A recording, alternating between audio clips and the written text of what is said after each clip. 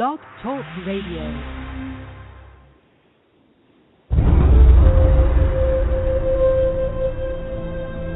He is the last of his kind.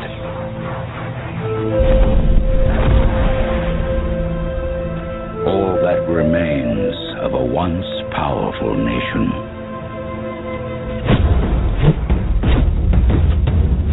Some think he is a myth.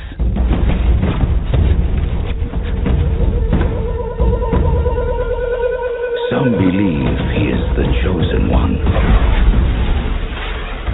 who will bring balance to a world at war. And some will stop at nothing to destroy him.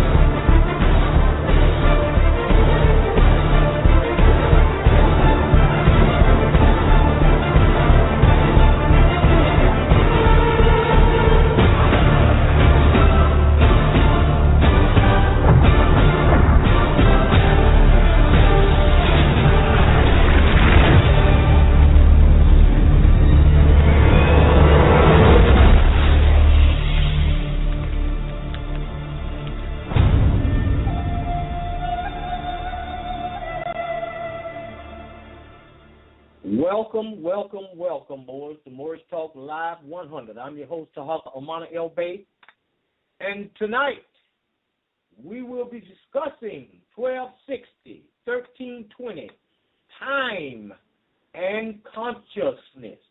The first part of our broadcast we will be discussing consciousness and what we want to understand, because we, all too often we hear people say, well, I'm conscious, and are you conscious? Are you a conscious person? Yes, I'm conscious.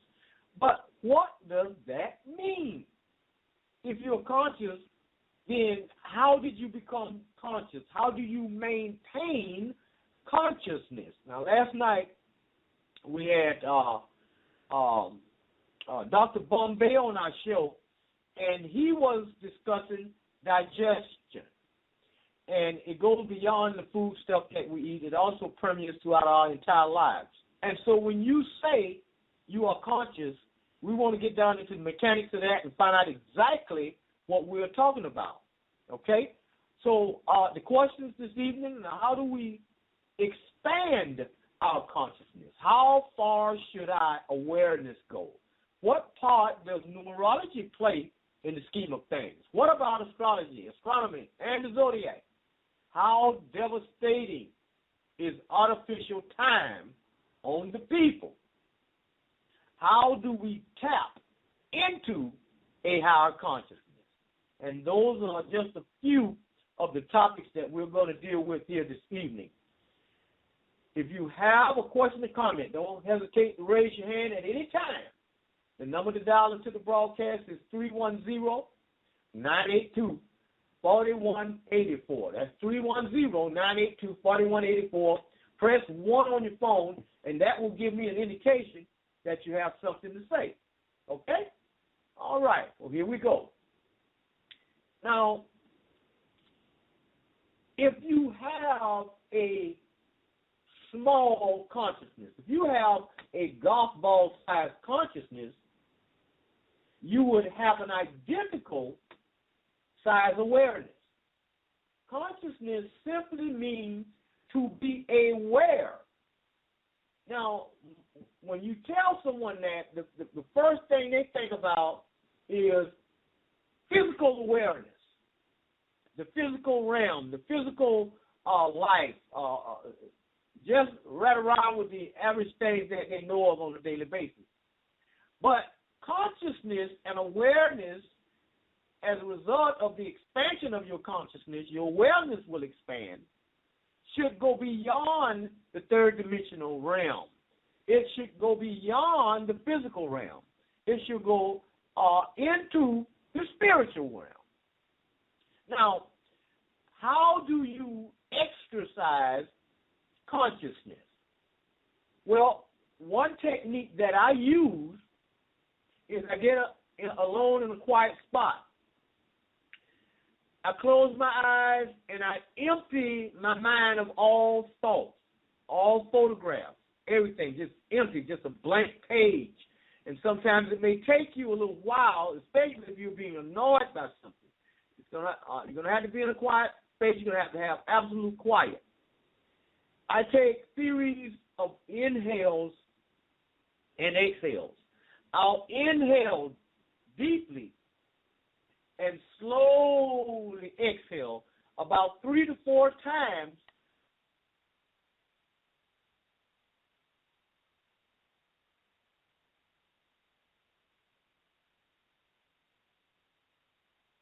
Okay, we back. We just had a little technical difficulty there. I'm not sure if you caught everything I said in the beginning. If you didn't, I'm going to have to take up where I left off at. But needless to say, we are talking about consciousness. So since we are talking about consciousness, we're going to deal with a little bit of that, give you a little small background on what I'm talking about. Okay? All right. So what is consciousness? Just hold on just for a few minutes. We get a little background, and when we come back, then we're ready to go down into the mechanics of this thing. So hold on a second, and we'll come back. It is the most fundamental experience of all, defining our waking moments and giving rise to all that we think and feel. Without consciousness, we have no way of proving we or anything else exists. And yet, what it is and why we have it remain a mystery that some of the greatest minds have been unable to solve. The only way I know I exist is because I'm conscious. I wake up in the dark of a hotel room. I'm discombobulated because I'm jet lagged. I have no idea where I am, or even who I am, or in what country I am, yet I know I exist because I see something. Rapid advances in our understanding of how the brain works might one day allow us to pinpoint the parts of the brain that generate consciousness. But will something as objective as science be able to explain what it feels like to be us? Consciousness by its nature is private. It's subjective. I know about my consciousness from the first person point of view. Other people can only know about my consciousness very indirectly. Philosophers have been trying to answer some of these questions for millennia. In the past couple of centuries, scientists have joined them. Debate can be fierce.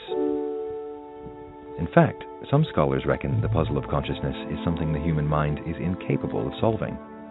I think that's not just wrong, I think it's culpably wrong. It isn't impossible at all. It's just that we have to buckle down and do it.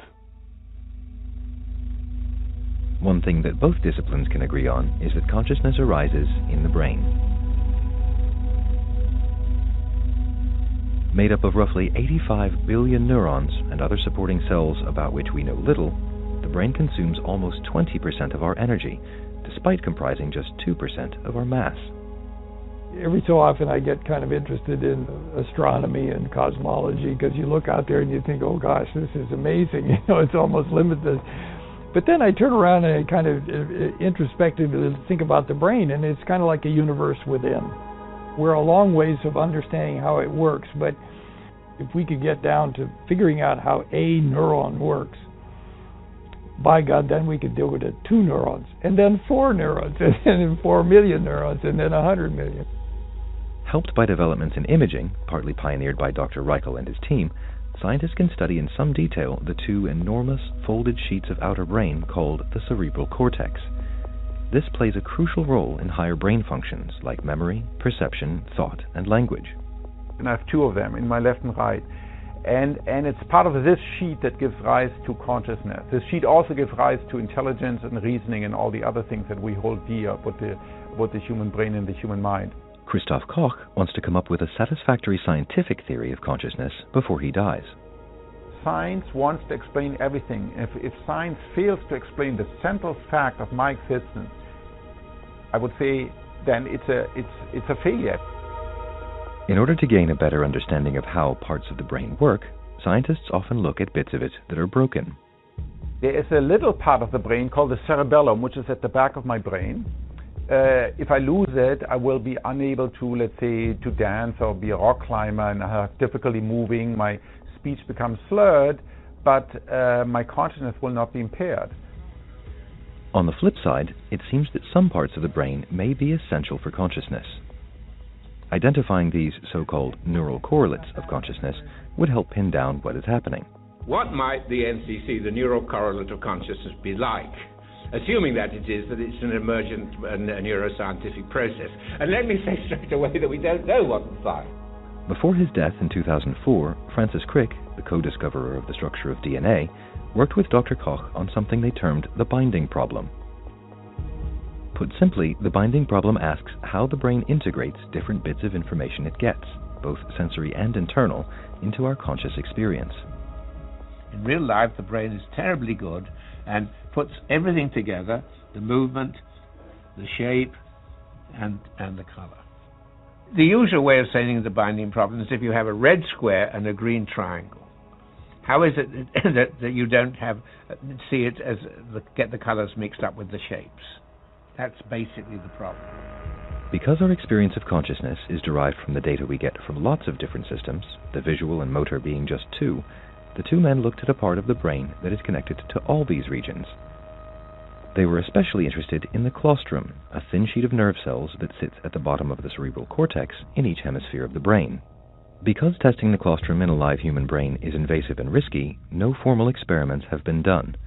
But one happened accidentally last year when a neurologist trying to understand the source of his patient's epilepsy implanted electrodes near her claustra. When he switched the current on, she lost consciousness. As soon as he switched it off, she regained it. No one knows why we have consciousness. It's one of the big mysteries. Why did evolution bother putting consciousness in? How did evolution put consciousness in? Why couldn't we have done everything that we do with a set of objective mechanisms and no first-person subjective experience of the world? It's one of the biggest questions in philosophy and science. Just as the processes of consciousness remain a mystery, so does its purpose. Is it a high-level summary the brain generates to help us plan for what comes next? A clever way of designing our brains to make us more adept at being social? Neither? Both? One evolutionary explanation for why we have consciousness suggests that an animal capable of modeling the behavior of another can anticipate it to its advantage. The surprising thing is that so few animals actually have this ability. Humans have it. So I have a very good idea of what you're going to do and when you're going to do it and why you're going to do it. And children starting at maybe around 3 years old get that. Janet Metcalf studies something called the theory of mind. Theory of mind is actually a misnomer. The way we test it is whether a person or an animal can give evidence that they can get into the other person's shoes or the other person's mind and see the world from that person's perspective. Now, the test of it is often not just can you see from the viewpoint of the other person, but could you see that someone has a different viewpoint from your own?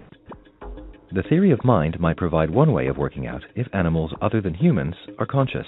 The only species that we're absolutely sure has theory of mind is human. And maybe humans older than roughly 3 years old. It's very controversial whether any other animals have it. They're arguing about whether chimps have theory of mind or not. Before we can have a theory of mind, we must recognize ourselves.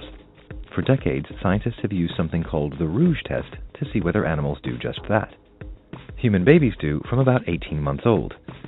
Chimpanzees, presented with mirrors, soon use them to groom themselves, much as we do.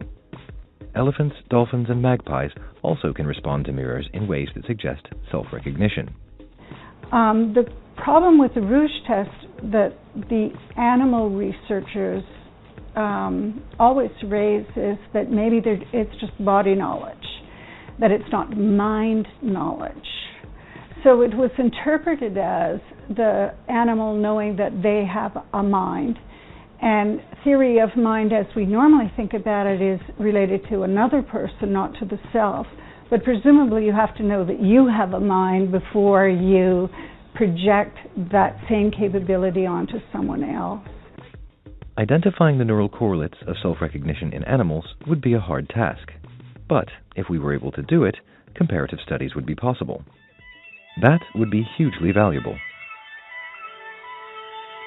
Science is edging closer to understanding what parts of the brain might be involved in generating conscious experience. By some estimates, we may not be far away from an empirically sound theory of consciousness and how it evolved. But could a physical theory ever satisfactorily address what it is that people are feeling when they are conscious? David Chalmers calls consciousness the hard problem, a deft description for something that is hard to explain and hard to solve. The methods of science right now are great for explaining objective processes and objective functions. So when it comes even to explaining things like the behavior of an organism, you can tell some story about a bit of the brain, a neural process or a computer-like process in the brain that makes us behave a certain way. But the problem of consciousness, what we call the hard problem of consciousness, which is explaining how you get subjective experience from the brain, is not that kind of question. It's not a question about how we behave. It's a question about what it's like, about how it feels from the inside. And it looks like you can explain all those objective mechanisms and objective processes, and you still won't have answered the hard problem, which is why is it that all that functioning is accompanied by consciousness? The hard problem divides philosophers and scientists alike. Some philosophers argue that consciousness can be explained far more simply. A lot of puzzles, no mysteries. We're going to understand it from the bottom up and from the top down. I have no doubt about that. Daniel Dennett argues that consciousness is nothing more than a cognitive illusion that science will, in due course, explain. Our brains have been designed by evolution and then redesigned by cultural evolution to give us a user-friendly system of things in the world that we deal with. So the user-friendly world that we live in, the manifest image, is a sort of friendly user illusion in the same way that the desktop of your laptop is a user illusion. It simplifies and it distorts in helpful ways for most purposes. If you really want to know what's going on, you have to go backstage. And the same thing is true about the brain and consciousness. Until recently, we didn't have very good tools for doing it. The brain was just off limits as distant galaxies. We're now developing the tools for non-invasively studying the brain, and we're now developing the computational ideas and models so that we can understand how a brain can non-miraculously deal with information and refine it and uncover the semantics of the world outside and inside. So we now have the toolkit, and it's taken this long to develop it. Now we just have to use the tools. Perhaps. But for the time being, the puzzle of consciousness continues to pose more questions than it does answers. Yet another philosopher, Protagoras of Abdera, proclaimed that man is the measure of all things. Until the problem of consciousness is solved, though, that might better be phrased, the measure of all things but himself.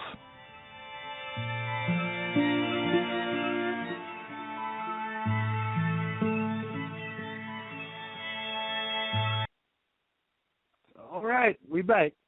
I just wanted to give you a little drop on what's going on with a lot of people when it comes to consciousness. But consciousness, if we just stop to think for a moment, wait a minute. The human brain is the most powerful machine on the planet. Everything that we see comes out of that brain. Everything comes out of there. All the buildings, all the cars, your lifestyle, the clothes you wear, the food you eat, everything comes from the brain. And it comes from a conscious brain. So consciousness in the human brain is very, very powerful.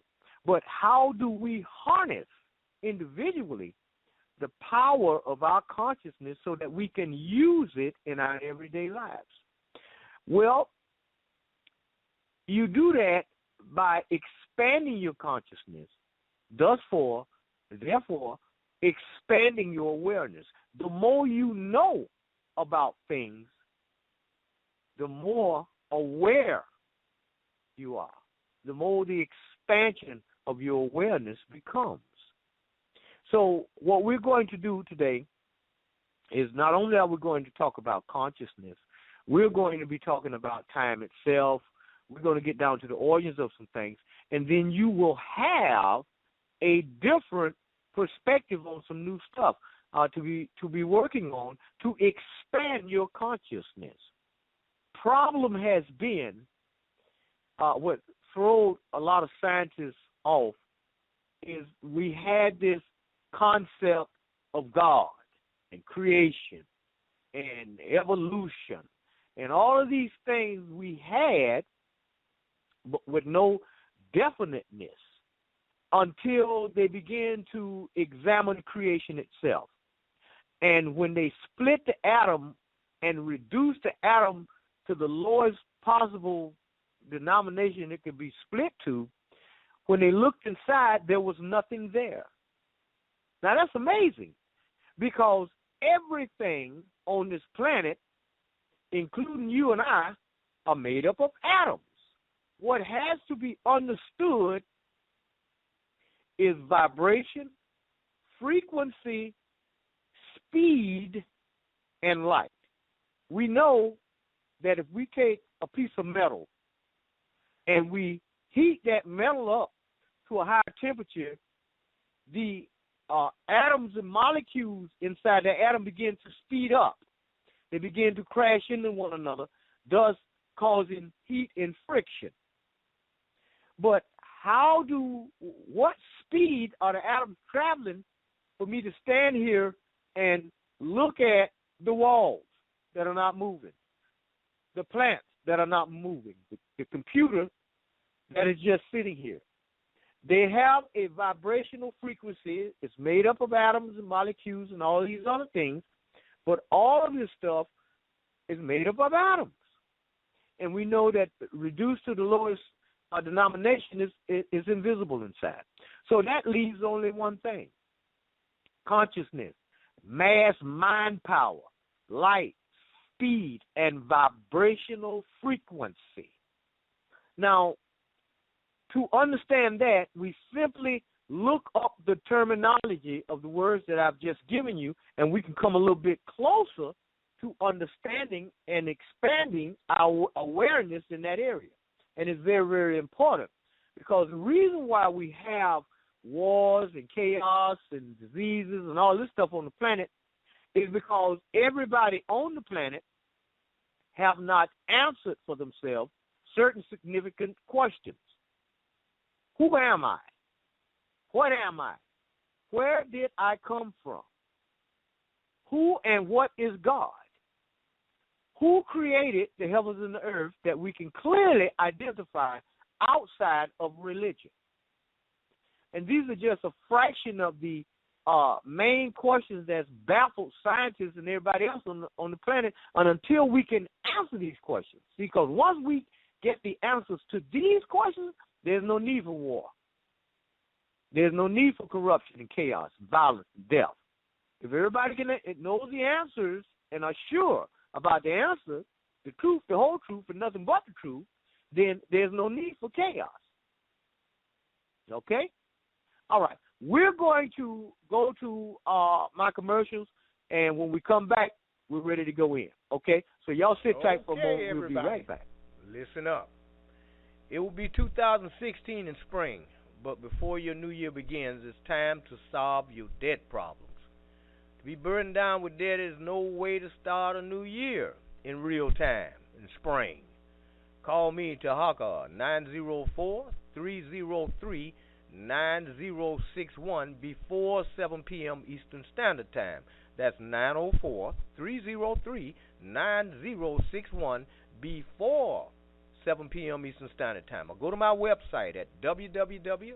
www.newdebtelimination.com. That's www.newdebtelimination.com. Start your new year off right. Peace.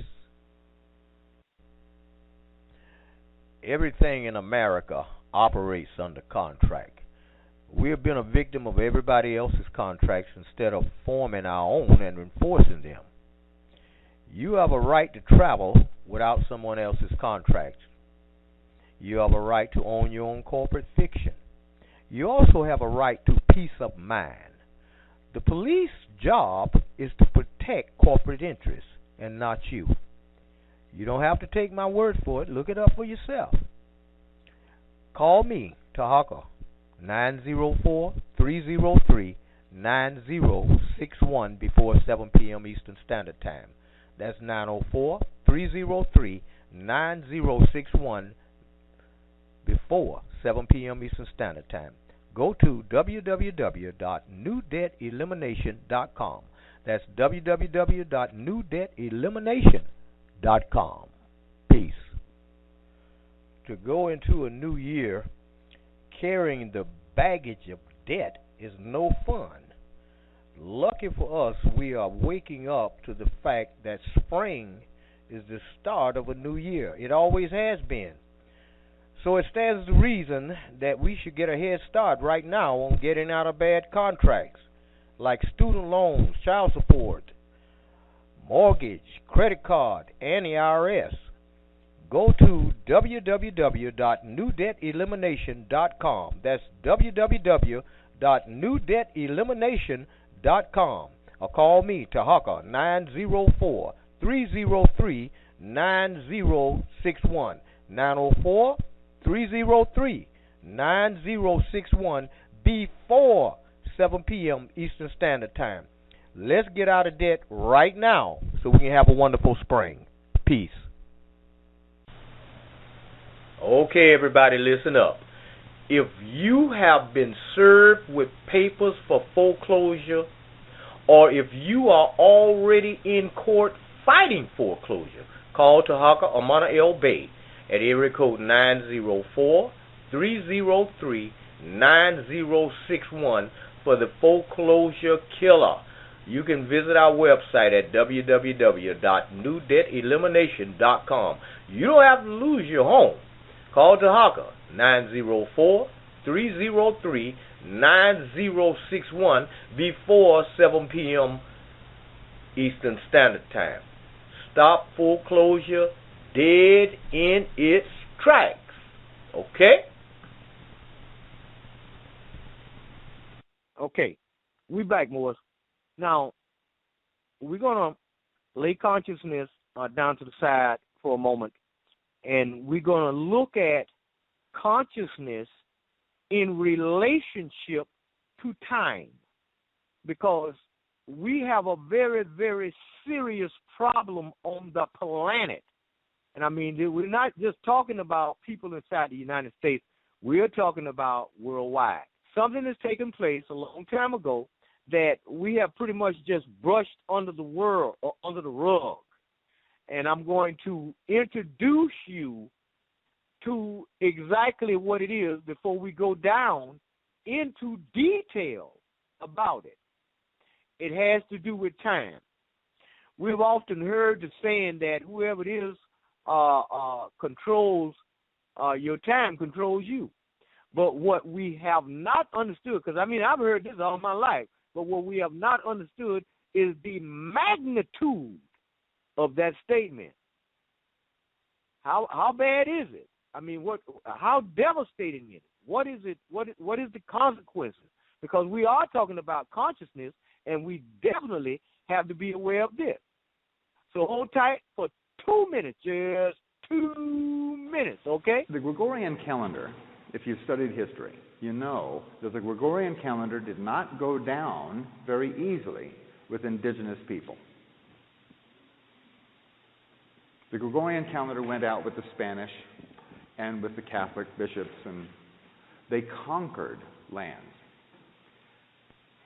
and then told people what day it was. Most civilizations already had their own calendar, see? And then these guys come along and say, No. This is the day. It didn't go down very easy. They had to kill millions and millions of people to get them to follow this Gregorian calendar.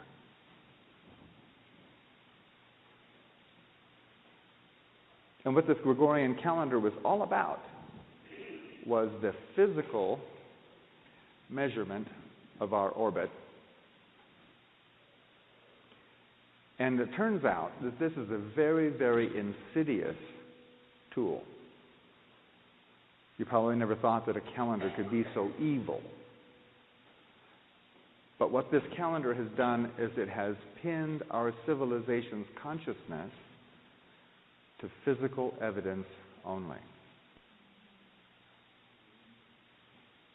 The absolute dead center of our civilization is focused on only physical evidence. The measurement of physical objects moving through space. That's why it's not Year of Our Lord anymore. Because there has been a steady erosion of our consciousness of things other than physical. As you can see, we know that a nation on this earth, central core is their calendar, because that calendar governs the function and time of that nation. But the calendar that the entire world has been operating under since 1582, this thing was created. It's called the Gregorian calendar, created by Pope Gregory of the Vatican and forced on the native people of this planet. And as a result of that, we have been confined to the third dimension of time. And we are constantly concentrating on, involved in the accumulation of, acting in the lowest vibrational frequency on the planet. We are confined to the physical realm. And every so often we might experience little small tidbits of the spiritual, which we are supposed to be operating in 24 hours a day, 7 days a week. However, being locked into this particular calendar, which everybody uses, you can look right down if you on your computer, look in the right bottom corner, you'll see the time of day, and you'll see the day of the month and the year. You have the month, day, and year right there. Now, if you click on that, and then you can click on the little object, and a calendar will come up. It is the Gregorian calendar. Now, the Gregorian calendar just have empty spaces and numbers, and nothing but every once in a while you have a holiday written in there and stuff, but it doesn't tell you nothing about that day. It doesn't give you any history. It doesn't give you any substance. It's just there. Because what this thing does is it governs your actions on a daily basis. The day you got married, the day you were divorced, the day you got your new job, the day you got laid off, the day you got hired for a new job, the day you was born, the day your child came in the world, the day your relative passed, your anniversary, your wedding. All these things are confined within the confines of a calendar. A calendar is central to a nation. All nations on earth operate within the confines of their calendar. But the Gregorian calendar, according to the time frequency of that calendar, is the lowest vibrational frequency on the planet. It keeps you confined to a third dimension of reality when you should be operating in a fourth dimension. Okay? Now, let's take a look at the law of time. The law of time is a universal law and principle. It states that time is a universal factor of synchronization.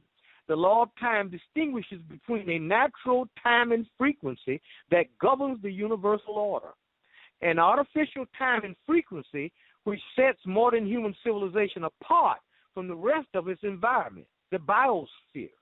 The effect of basing a civilization on artificial timing factors, an irregular calendar, and the mechanical clock has resulted in the creation of an artificial global mantle, the technosphere.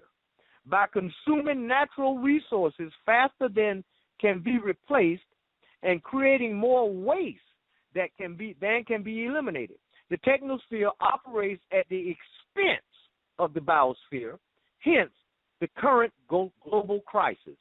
The law of time affirms that all of the planetary upheavals and social chaos that we are experiencing today are directly related to giving precedence to human laws and machine technology rather than divine order and natural law. This is due to living a collective misperception of time known as the 1260 frequency. Now, the 1260 frequency is you got 60 seconds in a minute, you got 60 minutes in an hour, you got 12 hours worth of daylight, 12 hours worth of night, thus the 1260 frequency. This refers to the 12-month cycle of the irregular Gregorian calendar placed by the 60-minute clock. Living in artificial time disconnects us both as a species and individually from our true nature. We always feel like we never have enough time. In the 1260 frequency, time is money. In the 1320 frequency, time is art. The 1320 ratio of the natural time and frequency coded in the Tzolk'in, the 260 unit harmonic matrix, the 1320 frequency can also be found in our body. We have 13 main articulations and 20 fingers and toes. The nature of the universal time and frequency, the world is already as one. It is only humankind who has chosen separation. This separation is reinforced by separation in time, living by the clock, and the irregular measure of the Gregorian calendar. Keeps the world from being as one. The law of time states that energy factored by time equals art. In this equation, E refers to all phenomena in their process of unfoldment. T is the present moment functioning according to the ratio constant 1320. Everything shaped by time is art. So, as you can see, there is an alternative. And the native peoples of the planet a long time ago operated in the high vibrational frequency. For instance, you don't have to tell an animal when an earthquake is imminent, even though we can look around, we don't feel anything, we don't see anything, but the animals are operating in a 1320 high vibrational frequency, a fourth dimension of time. So when danger is imminent, the animals will react. They had a situation in Africa where, and this was these particular Africans, they were aware of real time. They were operating in real time. And the animals in the area began to run all at once. I mean, you got lions running alongside antelope, but nobody is stopping to eat anybody. You got all these different animals, giraffe, rhinoceros, elephant, rabbits, everything, birds, all the animals running, and the Africans are running right along with them. Nobody's asking any questions. They're headed straight up into the mountains because they're operating in the proper frequency. In a matter of moments, one of the biggest earthquakes hit Africa in recorded history. But they were able to survive the onslaught. The same thing occurred in San Francisco. But the people in San Francisco is operating in 1260. They looked around and all the jackrabbits headed out of town. And they were looking, wow, look at the jackrabbits. Somebody took the liberty of taking a picture of them. shortly afterwards, biggest earthquake in San Francisco hit, killed thousands. So as you can see, this thing is devastating. Consciousness is very, very important. We need to know before it happens. And this is why I'm having this broadcast now, so that we can get down into clearly understanding what consciousness is, how vital it is, and how important it is for us to use it. Now let's take a look at the 1260 vibrational frequency versus the 1320 fourth dimensional vibrational frequency. It is simple to understand the 1260 and 1320 time and frequencies. In the 1260 frequency, people are ruled by the clock and money. The deadening daily grind takes precedence over spiritual purpose. In the 1260 frequency, time is money. In 1320 frequency, time is art. In the 1320 frequency, people are ruled by their heart, nature, and art, and guided by dreams and synchronicity.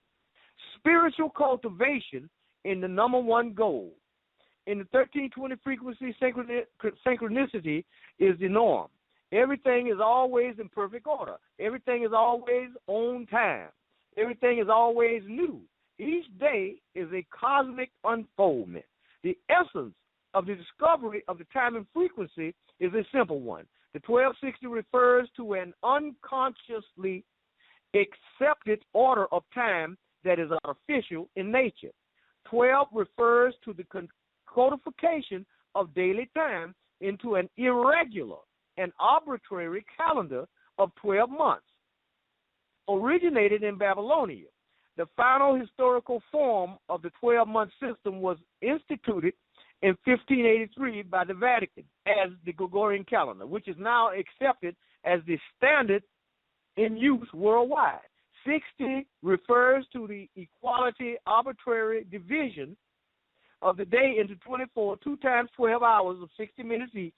The result of the 1260 is the creation of a time and frequency whose mental field of consciousness is dominated by mechanization and a third-dimensional science of space matter. Unconscious acceptance of the 1260 time and frequency is the single most contributing factor to the problem of human alienation from nature. The time and frequency discovered further demonstrate that the division of the solar year into 12 periods of months is an arbitrary one based on divisions of this circle, a construct of the geometry of space into 12 parts of 30 degrees or days each. From the outset, the stream of civilization originating in Mesopotamia was rooted in space, and what at time was only a measure of space. The antecedents of the Gregorian calendar found their own origin in Egypt and Babylonia, ca. 3000 BC, at which time the spatial geometry of the circle arose. The timing of this occurrence in the ancient Middle East corresponds closely to the Mayan timing frequency, which describes a 5,126-year great cycle beginning in 3113 BC and ending in AD 2013. Okay, now that's just some of the backdrop on the difference between the two frequencies. Okay, now we're going to come back to this. We're going to deal with the 13 moon cycle and all that stuff. But what I want to do now is I want to remind you that if you have a question, don't hesitate to press 1 on your phone. That to give me an indication that you have something to say, and I'll open up the phone line so you can get in.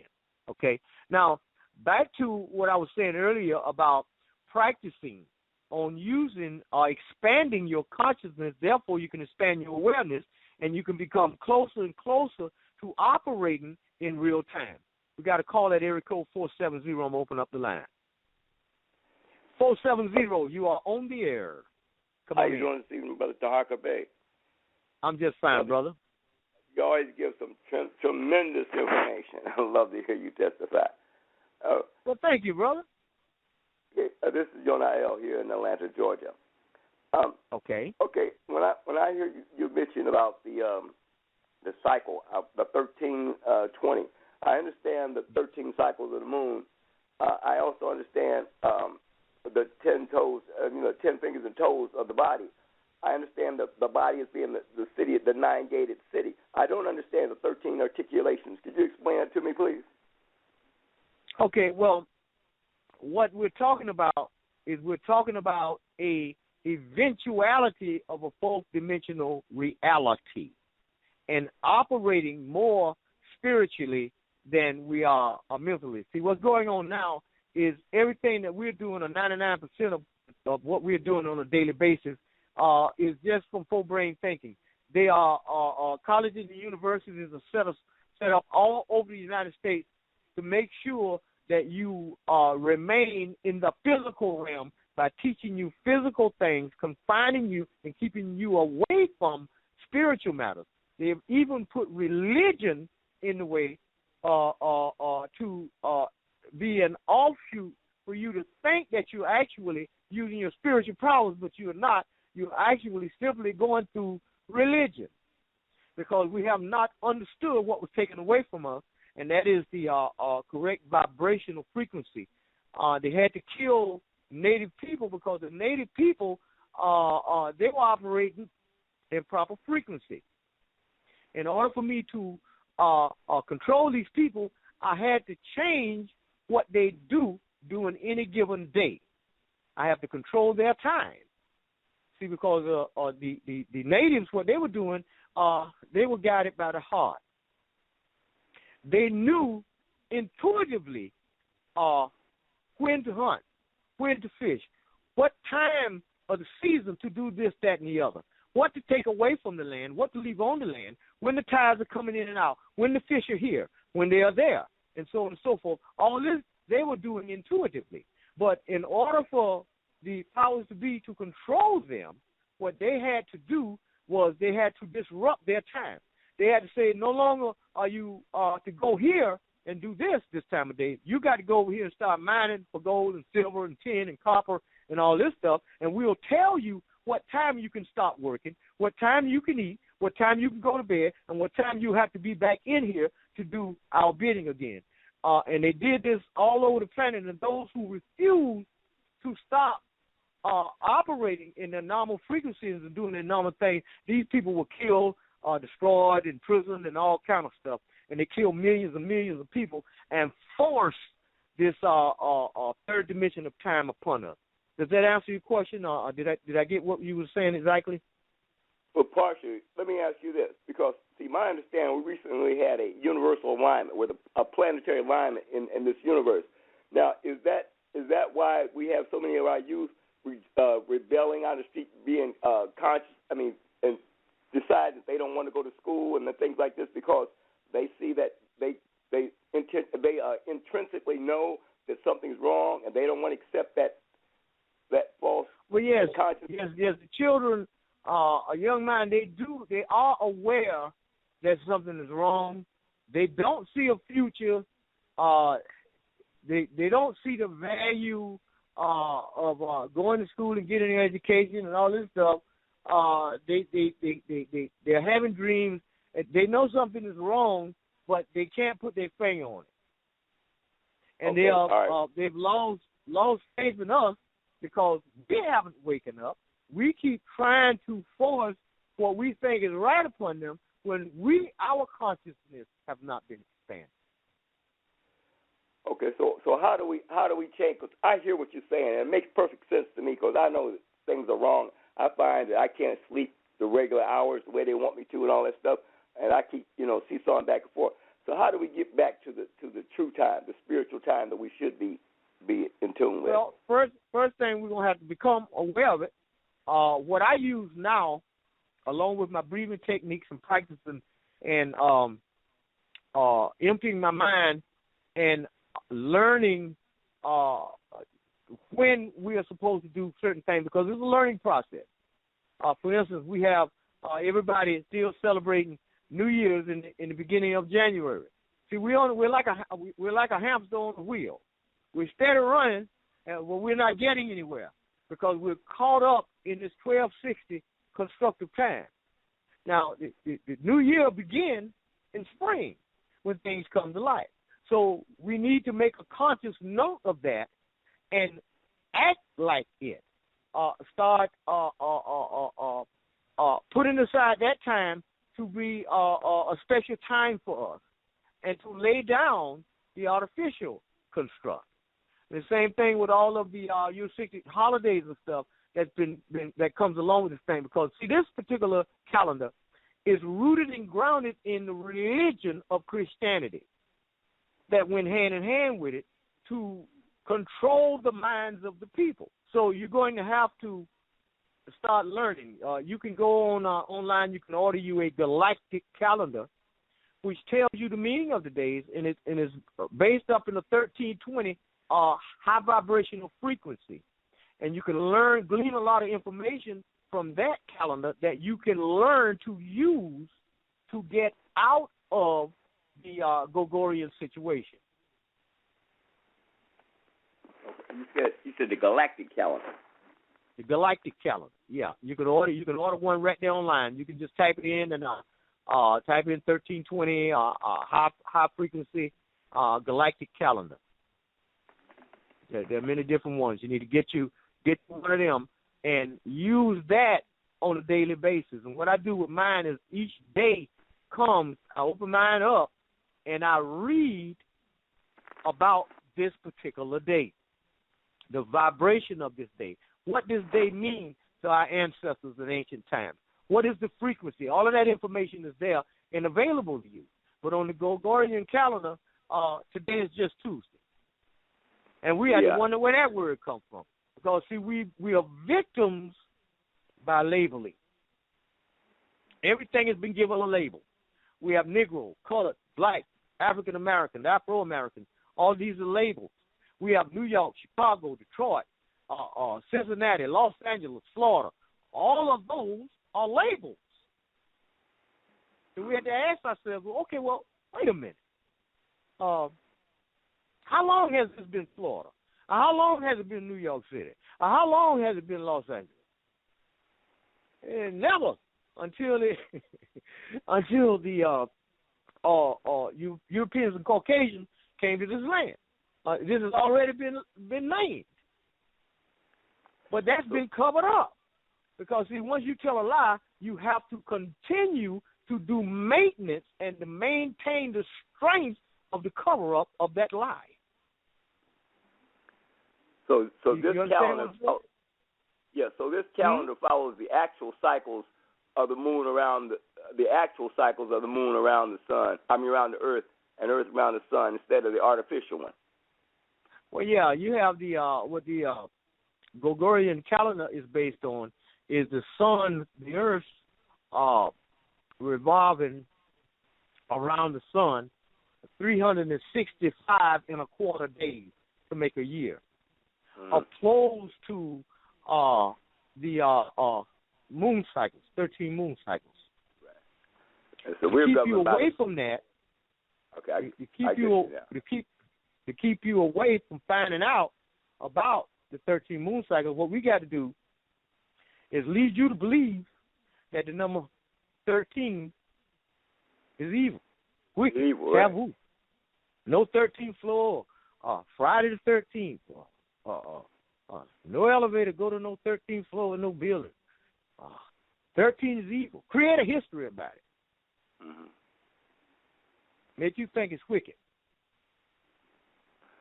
This is really interesting. Keep you away from the truth. Yeah. Now, I'm reading what you told me here on this galactic calendar. I'm really impressed. I want to thank you because you always give me good information. Well, this information right here is critical because we are in the year of 9. There are 9. If you look at the steps of the so-called Mayan calendar, the Mayan pyramid, so-called Mayan pyramid, minus the little room at the top where we would crown our kings and queens, you got 9 steps. 9 is completion. I mean, this is it. This is we got. If we don't get this, we're gonna be in the same condition, and we're spiraling down to the bottom of a third dimension, lowest vibration and frequency on the planet. This is the year right here, the year of 9. 9 governs this year. Right here, 2016, where we are. Now, we'll be in 2016, first day of spring, so let's not get it twisted. See, right now, we got any time from January to the first day of spring for preparation. To get ready. Getting in position. Okay.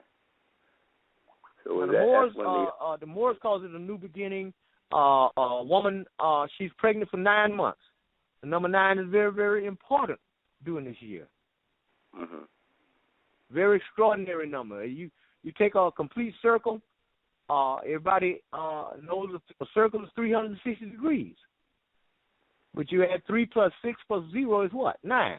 Now you split that circle in half. Both sides is 180 degrees apiece. But 1 plus 8 is 9. You split it in 4 parts. It's 90 degrees angle, and all in each one of the squares. 8 plus 0 is 9. 9 plus 0 is 9. You split it up in 8 parts. Mm-hmm. I was saying, so you're saying if we get prepared and everything, that we have the possibility of a spiritual rebirth this year. That's what we're supposed to be doing. We're supposed to, this year is a year spiritual rebirth minus all religion. Because see, when you and I, when we were born into this world, we had a voice inside of us that said, "Turn right, turn left. Don't go there." If you felt danger before you ever went in, it was that was your indwelling spiritualism right there. Until somebody took you by the hand and introduced you to God, the concept of God, Jesus, Christianity, the church.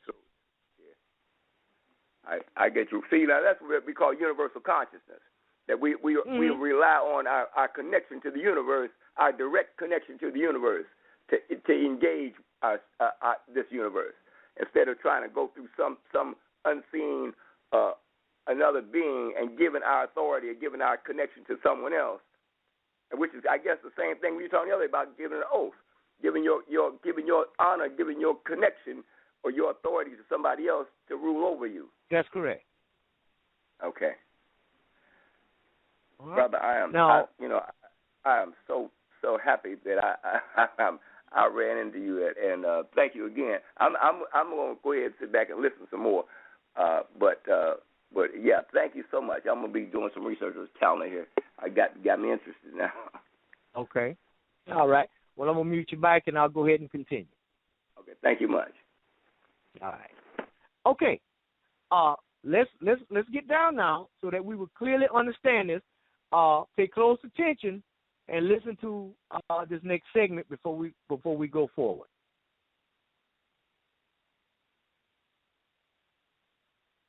Okay, first off, the Gregorian calendar is 2,000-plus-year-old antique. It's designed in the times when the all-powerful church put Galileo under house arrest and burned Giordano Bruno at the stake for teaching that the earth was not the center of the universe. I mean, seriously, everything else in our world evolves technologically. Why not the calendar? Just imagine if we repressed communication technology. The Gregorian calendar is inefficient, confusing, and illogical. The first most glaring fault of the Gregorian calendar is that it starts on an arbitrary, man-made start date of January 1st. And the logical start of the calendar should be the real celestial event that the Mayans used, which is the day after the winter solstice. The next chaotic thing about the Gregorian calendar is that it has variable month lengths, and it has a shifty 14-year cycle. This means from month to month, from year to year, unless you're a mathematical savant, you can't figure it out. It's almost impossible to predict what day of the week each month will start and end on. And if this weren't bad enough, the 14-year cycle also causes holidays to sometimes fall in midweek. It just doesn't make sense. Just imagine if our weeks were different lengths. Why do we tolerate this in our month system? It's just crazy. We could have 12 consistent 30-day months with 5 weeks of 6 days each, plus 5 extra seasonal holidays for spring, summer, fall, winter, New Year's Day, and plus a leap day every 4 years at the summer solstice. Ooh, I can hear the 2,000-year-old fear paranoia arguments. The Bible says the week must have 7 days, and 6 is a sign of the devil. Ooh. But if we can move past this superstition and fear, all of our months could start on the same day of the week and end on the same day of the week. No need to keep buying shifting calendars and constantly having to refer to them. The true celestial seasonal holidays of the solstices and equinoxes could always be celebrated right next to or on a weekend. Plus, just imagine, we could have shorter work weeks, which would create more free time, and it connects to the solar cycle and sustainable living. And the next crazy thing about our Gregorian calendar are some of the month's names. Take July and August, named after Julius and Augustus Caesar. Who cares about them now? Weren't they kind of...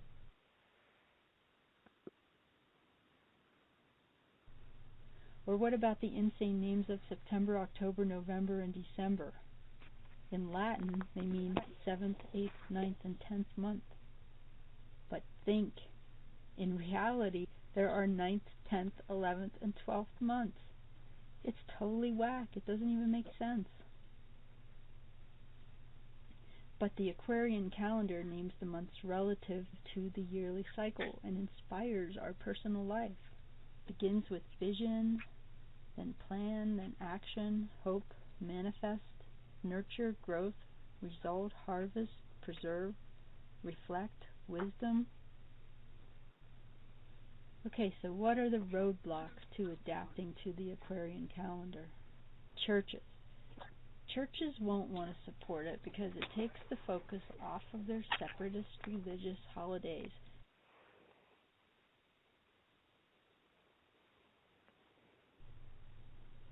Calendar printer businesses wouldn't support it because it's a perpetual calendar.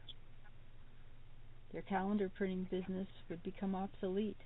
There'd be no need to cut trees, to use dyes and inks and bleaching processes, to sell us a hard copy of a calendar that's going to become outdated, and then we'll have to take it to the landfill and use more energy, and hauling it, throwing it away, or recycling it.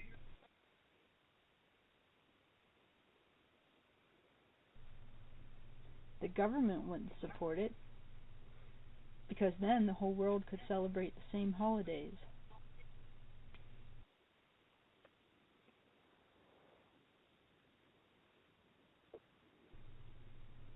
They want to have nationalistic holidays to promote patriotic support for divisive wars. And they don't get tax revenue if your mind and your house aligns with free solar energy. Schools won't support it, because then the parents of children would claim that it's pagan or secular.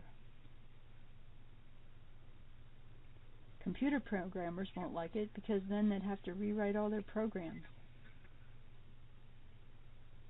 Conspiracy theorists won't like it, because they'll connect it to aliens, New World Order, the Illuminati, the devil, the Antichrist. But the truth is, the Aquarian calendar was invented by a solar engineer artist inspired by medicine wheels and Stonehenge, and Jimmy Carter, and the movement of the Earth around the Sun.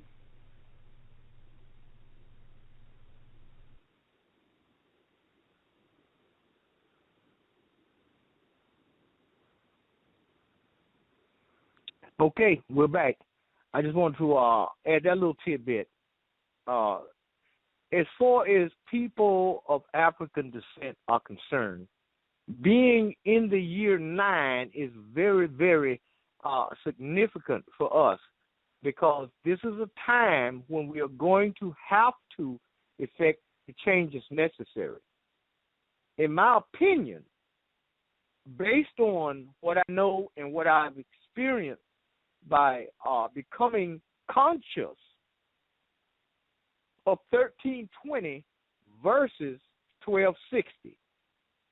Now, this year we celebrated, had a Morris Summit.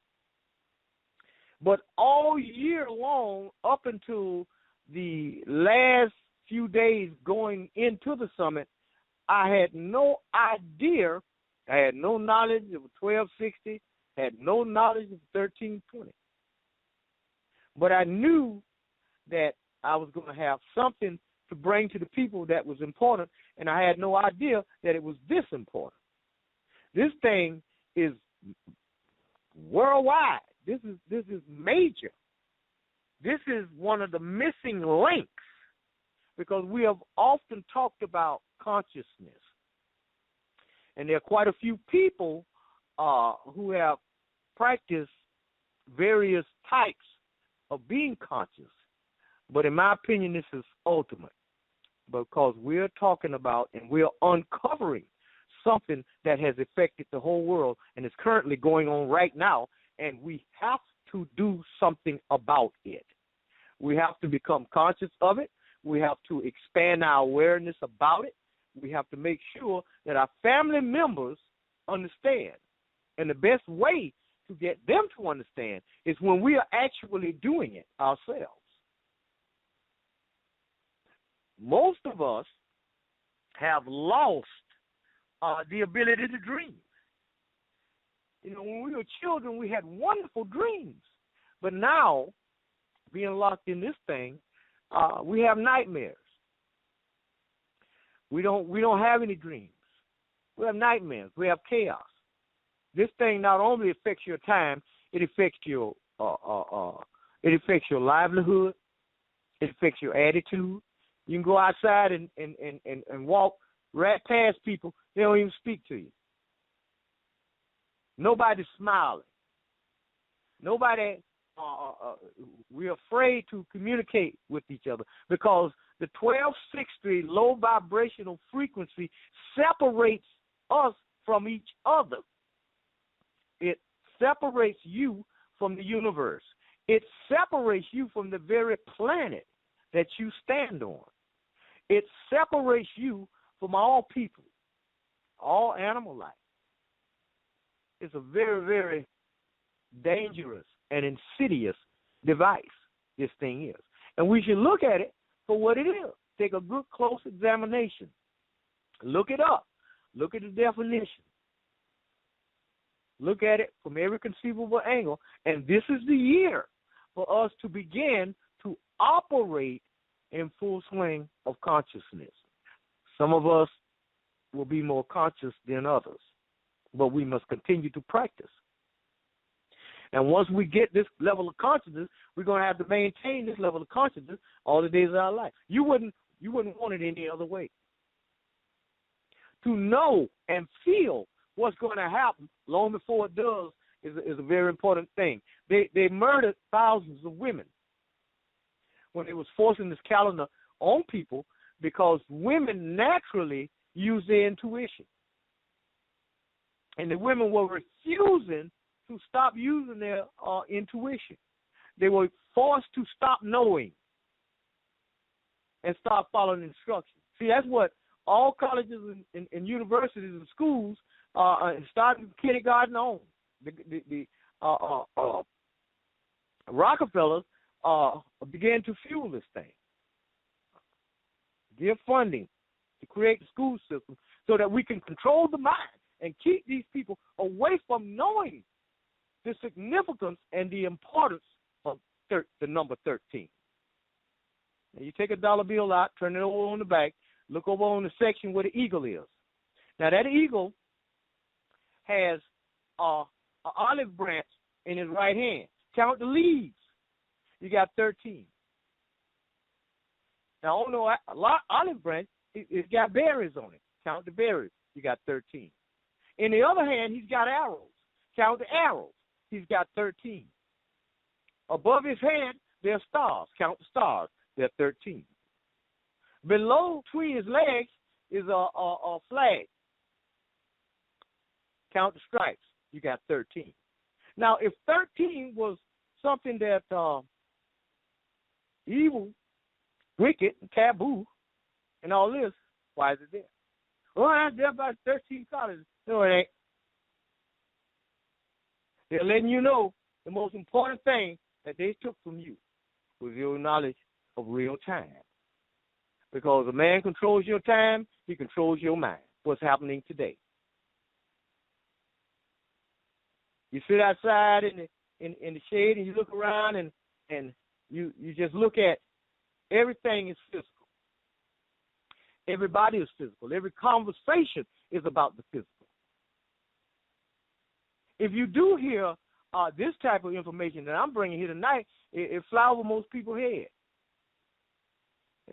because they are confined to a low vibrational frequency of 1260.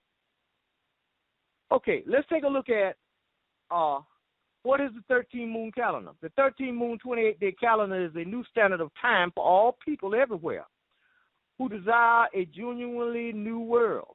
If the calendar and time we follow is irregular, artificial, and mechanized, so become our mind. As is our mind, so our world becomes.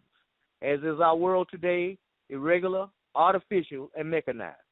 But if the calendar we follow is harmonic and in tune with the natural cycle, so also will be our minds become. And so we may return to a way of life more spiritual and in harmony with nature. The 13 moon calendar synchronizes solar and galactic cycles on July the 26th, correlating with the star Sirius. Each of the 13 moons has a power, action, and quality which define an annual program to synchronize our consciousness with the galactic cycle, perfect measure of cosmic time.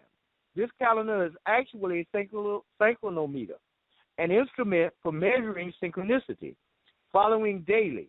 It gives us a new lens in which to perceive events. And the new time synchronicity is the norm. The 13 moon 28-day synchronometer is a harmonic time-space matrix. It takes the moon 28 days to orbit the Earth. It makes this orbit 13 times each year. The standard of measure in the 28-day cycle called a moon becomes because it is the medium between the 29.5-day synodic cycle of the moon, new moon to new moon, and the 27.1-day sidereal cycle of the moon. Hence, it is a measure of Earth's solar orbit using the 28-day lunar standard. This creates a perfect orbital measure of 13 moons of 28 days, totaling 364 days or 52 perfect weeks of 7 days each, because the 365 days is no day of the moon or week at all. It is known as a day out of time, a day to celebrate peace through culture and time is art.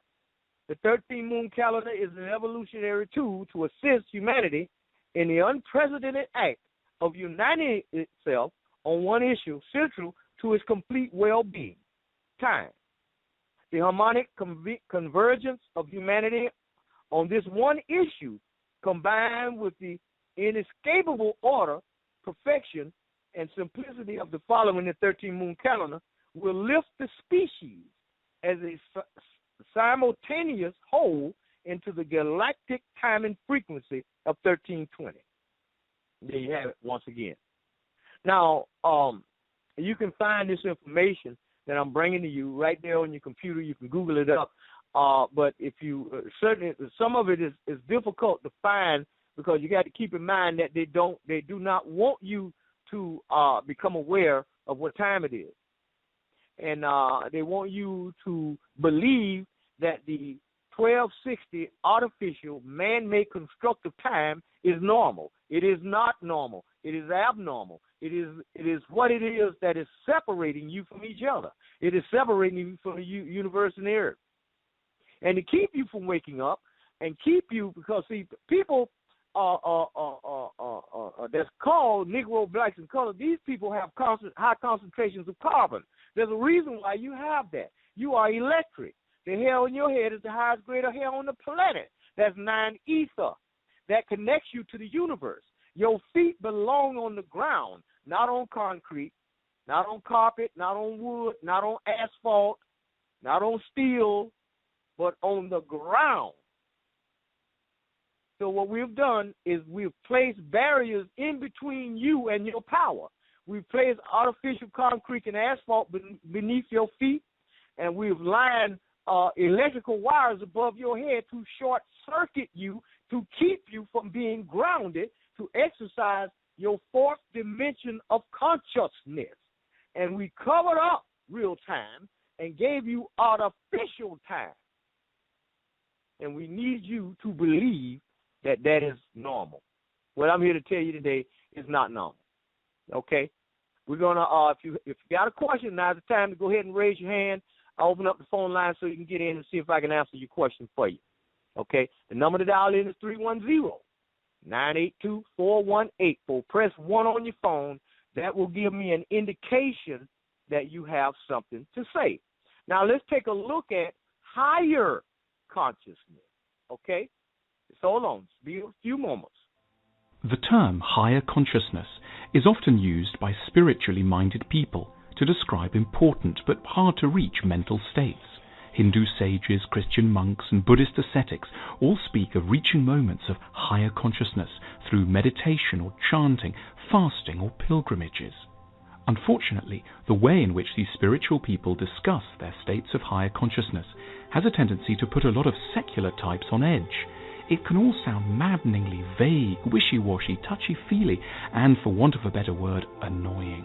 What on earth do these gurus really mean? We deeply sympathize with such frustrations, not being by nature particularly attracted to the ineffable or the mysterious. However, it seems that the idea of higher consciousness is in fact a very interesting one, which has nothing inherently to do with spirituality and can be defined simply enough in strictly rational and secular terms. This is how we see it.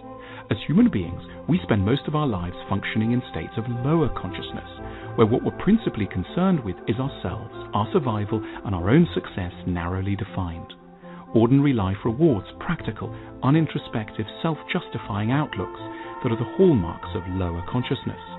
Neuroscientists speak of a lower part of the brain they call the reptilian mind, and tell us that under its sway we strike back when we're hit, blame others, quell any stray questions that lack immediate relevance, fail to free associate, and stick closely to a flattering image of who we are and where we're headed. However, at rare moments when there are no threats or demands upon us, perhaps late at night or early in the morning, when our bodies and passions are comfortable and quiescent, we have the privilege of being able to access the higher mind, what neuroscientists call our neocortex, the seat of imagination, empathy, and impartial judgment.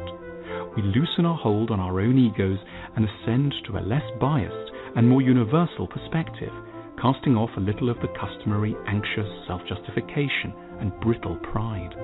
In such states, the mind moves beyond its particular self-interests and cravings. We start to think of other people in a more imaginative way. Rather than criticize and attack, we're free to imagine their behavior being driven by pressures derived from their own more primitive minds, which they're generally in no position to tell us about. Their temper or viciousness are, we now see, symptoms of hurt rather than of evil. It's an astonishing gradual evolution to develop the ability to explain others' actions by their distress rather than simply in terms of how it affects us. We perceive that the appropriate response to humanity is not fear, cynicism, or aggression, but always, when we can manage it, love. At such moments, the world reveals itself as quite different, a place of suffering and misguided effort, full of people striving to be heard and lashing out against others, but also a place of tenderness and longing, beauty and touching vulnerability. A fitting response is universal sympathy and kindness. One's own life feels less precious. One can contemplate being no longer present with tranquility. One's interests are put aside, and one may imaginatively fuse with transient or natural things, trees, the wind, a moth, clouds, or waves breaking on the shore. From this point of view, status is nothing, possessions don't matter, grievances lose their urgency. If certain people could encounter us at this point, they might be amazed at our transformation and at our newfound generosity and empathy. States of higher consciousness are, of course, desperately short-lived. We shouldn't in any case aspire to make them permanent, because they don't sit so well with the many important practical tasks we all need to attend to. But we should make the most of them when they do arise, and harvest their insights for when we require them most. Higher consciousness is a huge triumph over the primitive mind, which cannot envisage any such possibilities. Ideally, we'd be a little more alive to the advantages of this higher mind and strive to make our oceanic experiences somewhat less random and less clothed in unnecessary mystery.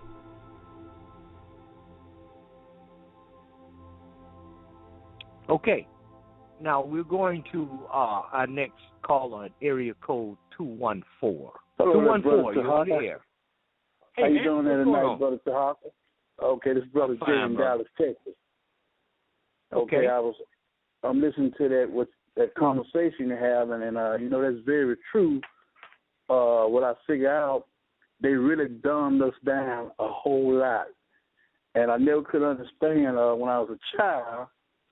The poor children, they didn't have shoes to put on their feet. You know what I'm saying?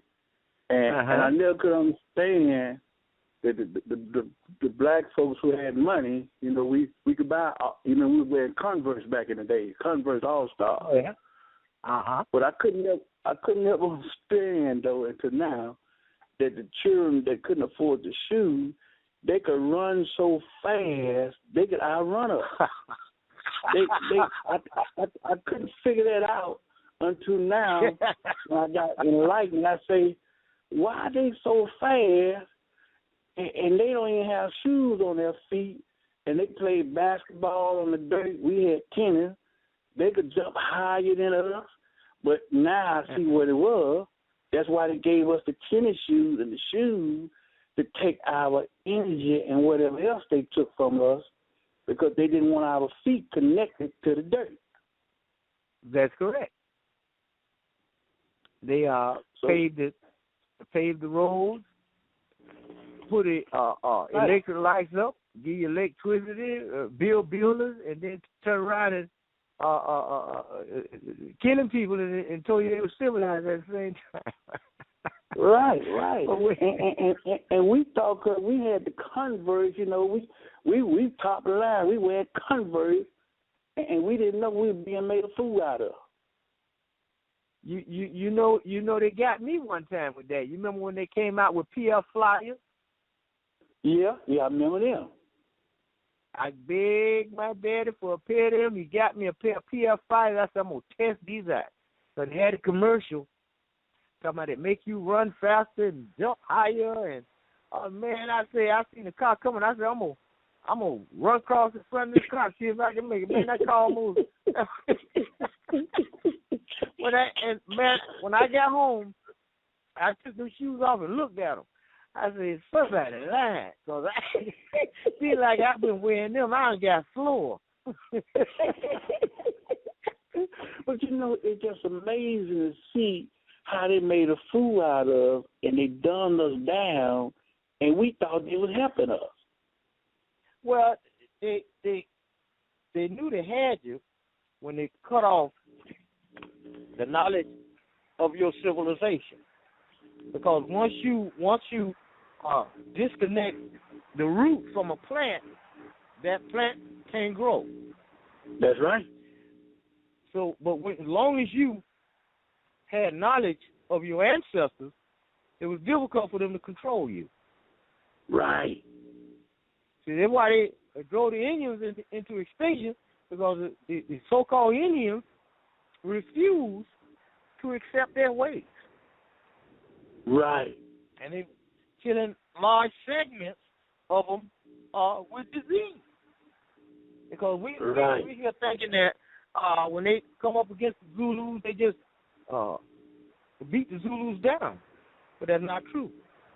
They had iron weapons and stuff, but thousands of Zulus died just for being in close proximity from disease.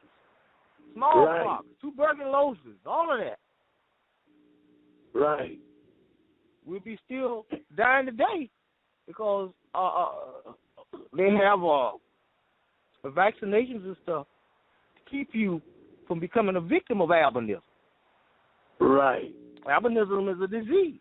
He can go in the deepest, pristine jungle of South America and just sit in the camp with the natives. They'll get sick and start dying. Wow. You don't have to touch them. Wow. And see, another thing you was talking about, how the women had tuition, but the women seem like the women ain't got the kind of tuition that they should have the way they had back in the days, brother. No, that's because they've been cut off from their high vibrational frequency, cut off from knowledge of self, cut off from the natural order of time. They're having premature babies, crib death, birth defect, all kind of stuff going on, and they can't figure out what's going on because this thing not only affects your time, but it affects your health. See, we as people, Negroes, colors, and blacks, that's been labeled, we are native to the planet. Right, the planet is magnetic, and we are electric. That's a perfect combination. I feed along the ground. I had a brother. I was working for a company, an oil company, and this brother was a truck driver. And every day he come in from driving the truck, he complained about his feet. Man, my feet is just killing me, man. Boy, my feet killing me. I said, I tell you what we're going to do. I said, I'm going to show you a trick. I said, take your shoes off. And I walked him outside the place. I said, take your socks off, too. He said, boy, this better work because my feet hurt. I said, you see that grass over there? He said, yeah. I said, you see that little space of dirt right there? I said, don't step on the grass, step in the dirt. Boy, he went over there and he was walking around. He said, I said, how you feeling now? He said, well, they feeling much, much better. He said, how long did I do this? I said, I'll tell you when to stop. You just keep walking. So he walked around and around and around. We stayed out for a good 5 minutes. I said, okay, come on out, brush your feet off, put your socks on, put your foot back in your shoes. Boy, he said, oh, man, my dogs feel good. I said, that's all you got to do. I said, because you've been walking on, you get up in the morning, you on carpet, you walk out the house on concrete, you get in your truck with a metal base on it, and you drive to work, get out of that, walk on some more concrete, walk in the building, walk on tile, and then get on the truck with another metal base. I said, you ain't touched no dirt yet. He said, you know what, you right. He said, I got grass around the house. I said, well, dig it up. Make sure you got some dirt. Well, you know what, brother? You know, I look back at my childhood now and stuff, but since I'm enlightened, I think about a lot of things now. I'm 57 years old, and I look back at my childhood, and I remember one time I had a pistol in my pocket, and I shot myself. I shot myself in the leg with it. So my mother just called the same day I shot myself. She called me and she said, "Son, how did you shoot yourself?" Now she nearly 1,000 miles away, but I didn't tell her I shot myself. But she knew I shot myself. I said, I told my wife, I said, how could that woman know I done shot myself? Intuition. She probably seen it. That's what it was. Intuition. That's what it was. Intuition. And then she would call me. Let me say this right quick. She would call me, and out of the clear blue sky, she'd say, "Son, what's the problem?" I said, "What you talking about? What problem?" "Son, something ain't going on right with you." I said, "How could you know, Mama? You way down there, and I'm way up here. How could you know this, Mama?" "Just tell your mama the truth." I said, "God." But now I think about it, she was using that tuition she had. That's correct. And she dead and gone. You still got older people with it. Say what now, brother? You still got older people that still have it. They never gave it up. So the young folks don't have it. the young women? Well, no, we've been trained to think instead of have intuition. We've been trained to read. We've been trained to look at everything in the physical realm. We've been educated. That was a big mistake. Right. But you can't tell these brothers and sisters that, brother. No, they don't understand. They feel like when they get on up and get their college degrees, the bachelor's, the master's. That's what I'm talking about. And the more degrees they get, the further they get away from their spiritualism. That's right. That's the real power. That's the real knowledge right there. Right. You know what's going to happen before it happens. There you go. That's the real power right there. Yeah. Well, I ain't going to stay on much longer, but I just come in and say that. Y'all have a good night. Okay, brother. I appreciate you calling in. All right. Okay. If you got a question, press 1 on your phone. I'll open up the phone line. You can come on in and let me know what's on your mind. You will discover that in remote areas, like up in the Georgia woods, back up in the country, and in most remote areas, you can find, if you can find some people that doesn't have electricity running in their home and are growing their own food and tending their own chickens and stuff, these people live a long time because they have peace of mind.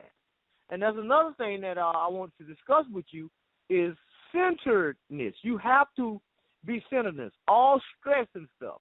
You can use what's called the power of autosuggestion and heterosuggestion from you to yourself. You can get up and say aloud, today I will be at peace. Today I will think at peace. Today, everybody that I get an opportunity to communicate with, I will communicate with that individual at peace. And say this over and over again out loud, and you will be at peace because you will remember to be at peace. You see, those are some of the techniques that you can use to expand your consciousness, thus expanding your awareness. You see, there's a lot of little techniques, and the more you know about what we're discussing here today, the more conscious you become. Because this is, without a doubt, the ultimate of consciousness.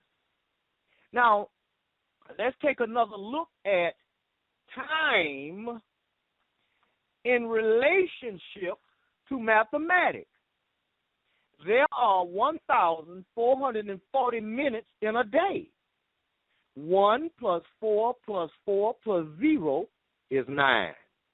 There are 86,400 seconds in a day. 8 plus 6 plus 4 is what? 18. But 1 plus 8 is 9. You got 10,080 minutes in a week. 1 plus 0 plus 0 plus 8 plus 0 is 9. 525,600 minutes in a year.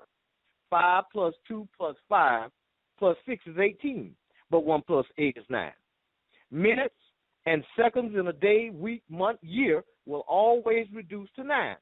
Let's take the numbers from 1 to 8. When you add 1 plus 2 plus 3 all the way till you get up to 8, that equals 36. But 6 plus 3 is what? 9. Let's do it from 1 to 9. If we add all the numbers up from 1 to 9, we come up with what? 45. But 5 plus 4 is 9. We are currently operating right now, going into spring, the 9, the number 9. Number 9 is conclusion. Number 9 means we got to get it together right now.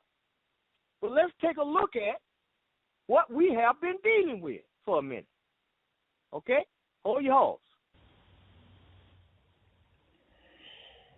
Good afternoon. This is Rudolf from Germany. I am addressing today specifically Afro-American people. I might be probably the first white man, Aryan German man, who is admitting something to you. I took a long time to think about this video which I'm showing you, a very short one, about the white race. Many of you, dark-skinned people, in America mainly, have had a suspicion for a very long time. White people are not really human. And this suspicion has been around for a long, long time. And like any suspicion which is around for a long, long time, there is a little bit of truth to it. I want to admit today to you that white people originating from Northern Europe are called not aliens, they are called Aryans. Sorry about that. My brain don't function so well today. These white people are not really human from this earth like black people are, Indian people are, Asian people are. Yes, they are all humans. We white people are actually a minority, and we are, let's face the truth, also called the tall whites. Not all of us are tall, not all of us are completely white, but in general, that's what it is. And as some of you may know, the tall whites are not really earthly human, but we're coming out of space, out of another galaxy. We are not human as the rest of the human race. We came here from another star, we white people, in order to control the world. We white people all have a secret code, a secret language under each other. We know, no matter how nice we pretend to be, we all stick together in order to control the other races, particularly the black race. And I am feeling so bad about it by now that I had to speak out here on this video and admit it. White people are not human. White people, including myself, all stick together, know the truth which they do not want to admit to you. White people are out of space. We come from another galaxy. We all know our home planet, which we don't want to reveal because we don't want to be attacked. And we have no good intention with you. We do not want to share our wealth with you. We do not want to share our knowledge with you. You have been mistreated hundreds of years ago, and this is very, very bad. And your chances in life, to the most of you, many of you have no chance in life. You can sit and wait for work on a corner with your other friends, and work will never arrive to you. It's very, very hard, I know. And we rich people, we white people, we alien people don't want to share what we have with you, so you have a good time. This is my testimony in public. White people are from another planet. We white people all know it, and I want to apologize for everything what happened through our bad behavior to you. This is your Rudolph. Have a nice day. Okay. Well, okay. I forgot. Okay. I remember now. That's kind of rough. However, let's move on. It is important for us to know that mathematics and consciousness go hand in hand. when you're riding down the street, you see a stop sign, or you see a railroad sign, or you see an octagon-shaped sign, or you may even see a hexagon shape someplace. You may see a triangle. But each one of these designs and shapes of these signs that you see can all be reduced to the number 9.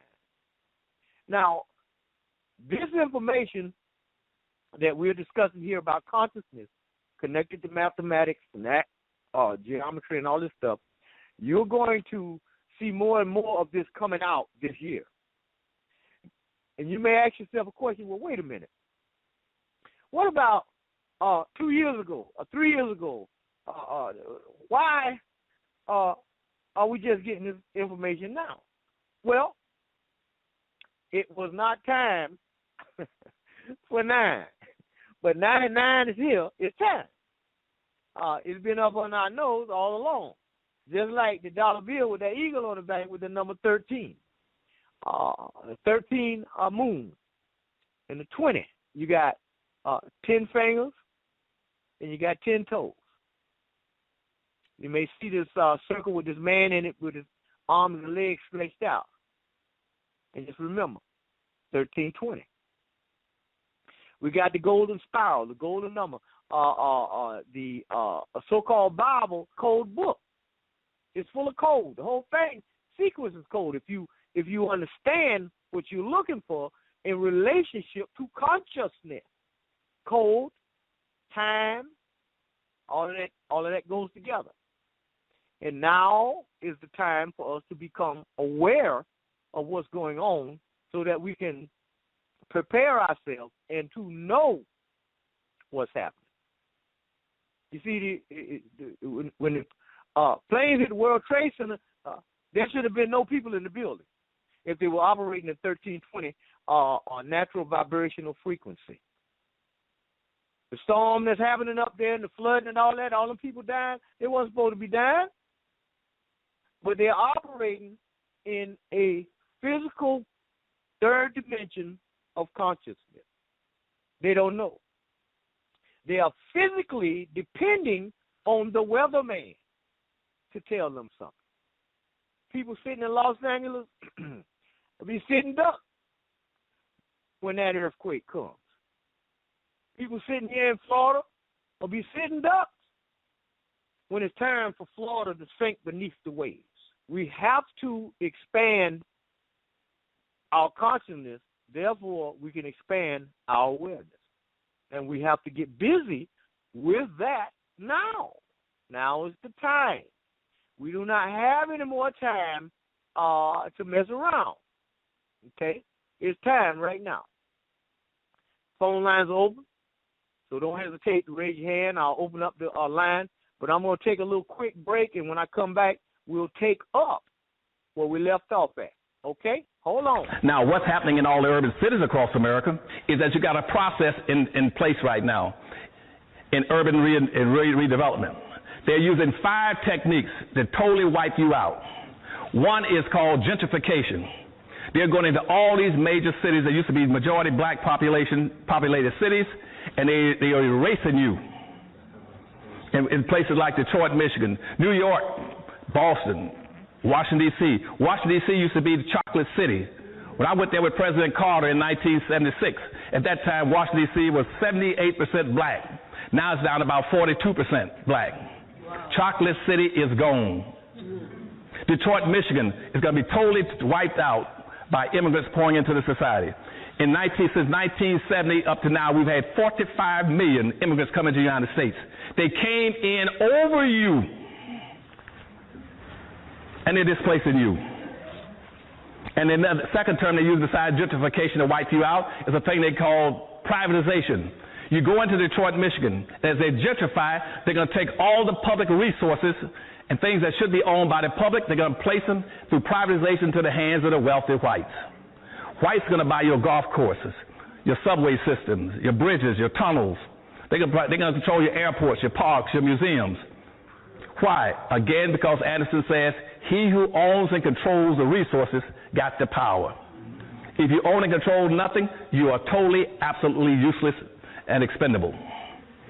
And that's why nothing has changed for us, because we don't understand the system of gentrification and privatization. The other thing they're using to wipe you out in those cities is called metropolitan forms of government, where now they're going to do regional form of government, which means that the whites in the suburbs can come into those black cities and set up some kind of consortium to control what goes on inside those cities so they can extract the resources out of them. Another concept they use in those cities is called cool cities, which says cool cities means bring in the gays and let them replace black folk. And that's the fourth scheme they use on you. And in Detroit, Michigan, use that as an example again.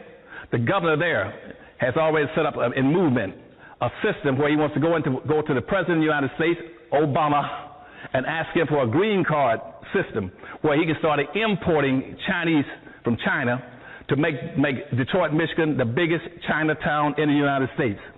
Even though that city had a 90% black population, they're going to bury blacks in Detroit, Michigan, underneath Asians coming into Detroit. And already in Detroit, Michigan, in Dearborn, right on the outskirts of Detroit, Arabs own 90%. 90% of all the businesses in the city of Detroit are owned by Arabs. Arabs and 90% black population must go to the Arabs to get what they want in terms of food, medicine, clothing. Because they own out of the gas stations. You got 146 gas stations in Detroit, Michigan.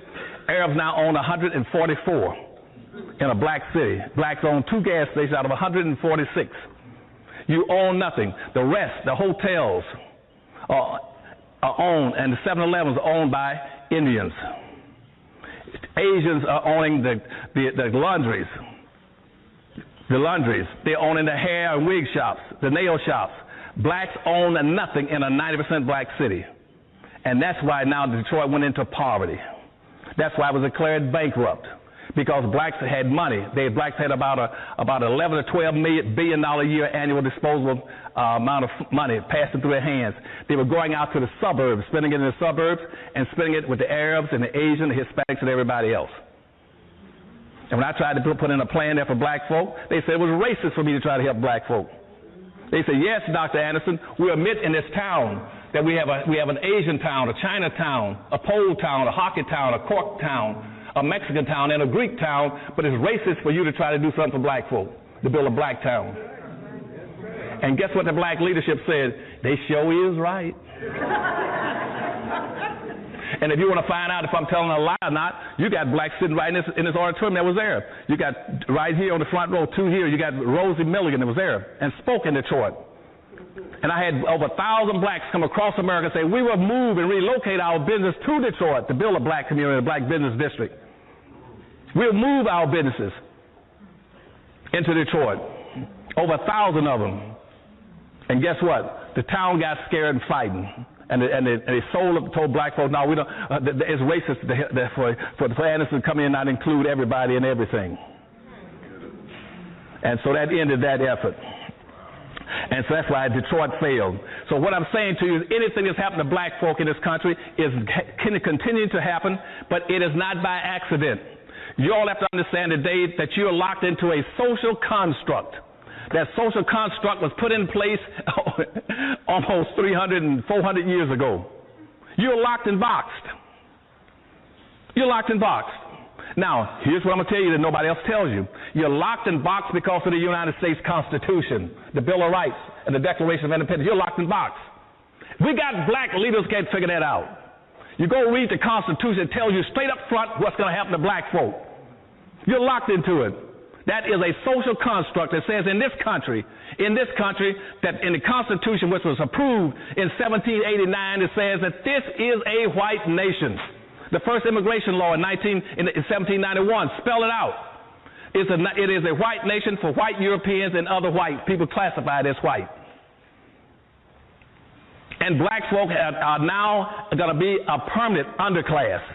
Not a permanent class, they will be an underclass. You will be classified as 3/5 of a human being. You will be classified as property. You will be classified as property and 3/5 of a human being. You will not be permitted to do things that everybody else could be permitted to do. And in the Constitution, it's spelled out, and black folks don't know this. The people in New York, in Philadelphia, met for a whole week. They closed all the windows and all.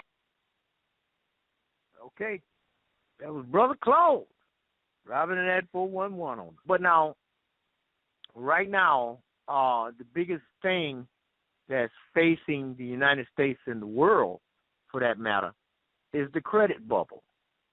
And when that collapses, we're going to be in a real pickle. Because if you notice, when you go in a grocery store, 99% of the people are using credit cards to pay for goods. They're either using debit cards, or bank cards, or some type of card to make purchases with, especially when you go to other stores, cleaning stores, food stores, gas stations. Everybody, every once in a while, you see somebody purchase something with cash. This credit thing, I would like to recommend that you go to YouTube and type in atm.com and check that video out. I'd like to recommend that you all start stacking up on your food supplies, your water, and make sure that you got more ammunition than you got guns, and because you're going to need it. Because, see, there's a lot of people who have large portions of their income tied up in banks and stuff, and they're using these funds through credit, which is just numbers on the computer. And they're able to make purchases and this and that and the other. And but this thing here is just like the dollar bill. But when this thing blew up, you're going to have a lot of people go to the bank and see the bank closed.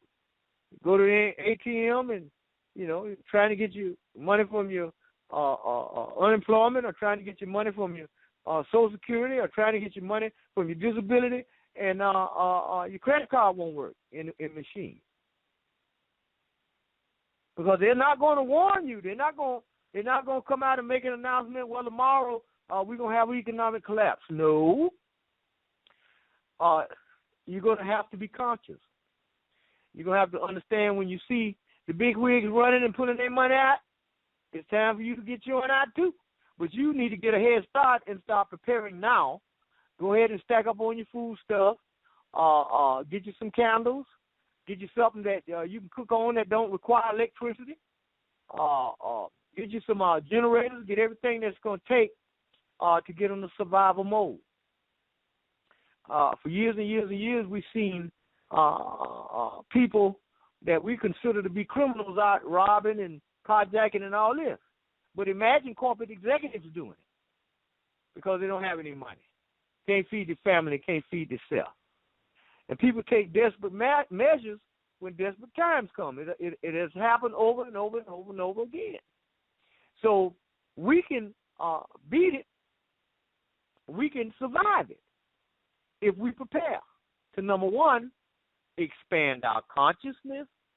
Number two, begin to operate in real time and begin to prepare, because this is not a matter of whether or not it might happen. This gonna happen. So get ready for it. And this is a warning from me to you, letting you know what time it is. Because we not only, I do not only deal with people in their debt situations and law and stuff, but I also keep watching on the indicators. I do the research. Every day I'm researching. There isn't a day that goes by that I'm not researching. I don't care if I plan to just sit outside and relax and rest my brain for a while. When I get up in the morning, I'm going to do research first and talk to whoever I need to talk to and help whoever I can possibly help. But I'm telling you, now is the time for you to prepare. You can stack up on your dry goods, stack up on your water, and all this stuff. You don't have to go out and buy big conglomerates and stuff. You just get a little bit at a time. And if you got cash on the card, you got money on the card, start paying yourself and taking some of that money and then hold it for cash. And take some of it and buy you some gold coins with it, some real money.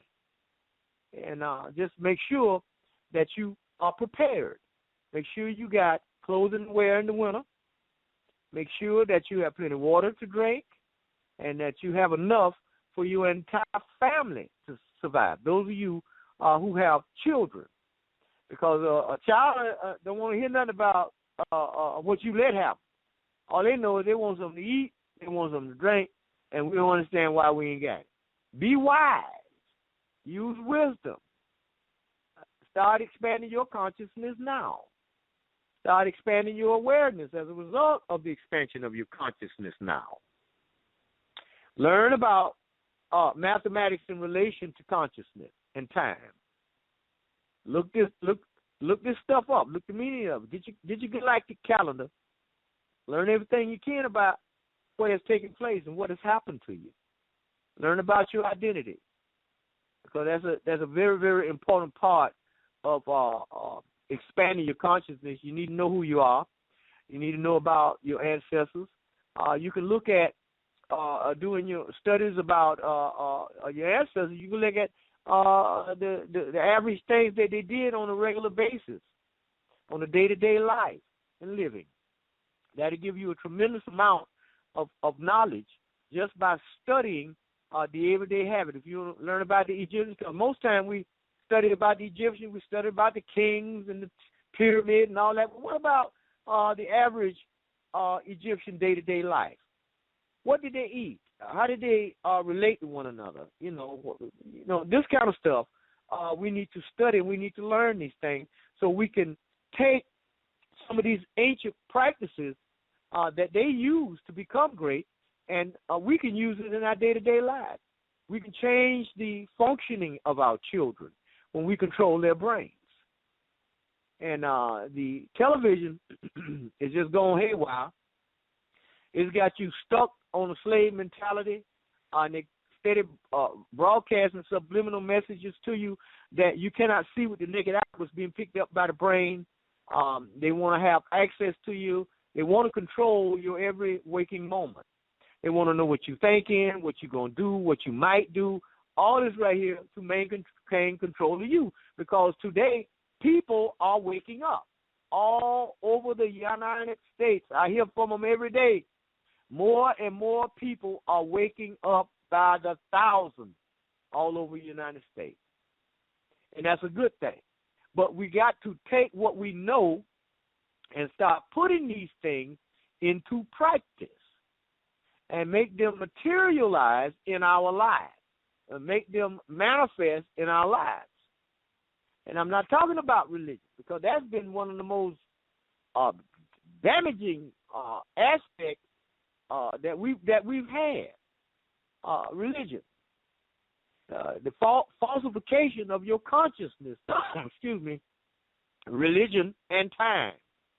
So we got to get a handle on this thing and start changing some things. Don't forget 310-982-4184. Call in, raise your hand, press 1 on your phone, and that'll give me an indication you got something to say. On February the 1st, we will have IRS agent, Sister Sherry Peel Jackson, will be our guest right here on Morris Talk Live 100, so make sure that you're here. After this broadcast, we're going to be coming back, and we're going to be dealing with law and mortgages and child support and stuff of that nature, student loans and all that. And so make sure that you all tune into those broadcasts and don't miss that, okay?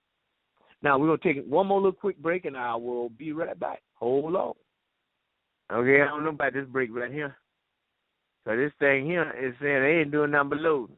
Now, what's happening in all the urban cities across America is that you got a process in place right now in urban redevelopment. They're using 5 techniques that totally wipe you out. One is called gentrification. They're going into all these major cities that used to be majority black populated cities, and they are erasing you. In places like Detroit, Michigan, New York, Boston, Washington, D.C. Washington, D.C. used to be the chocolate city.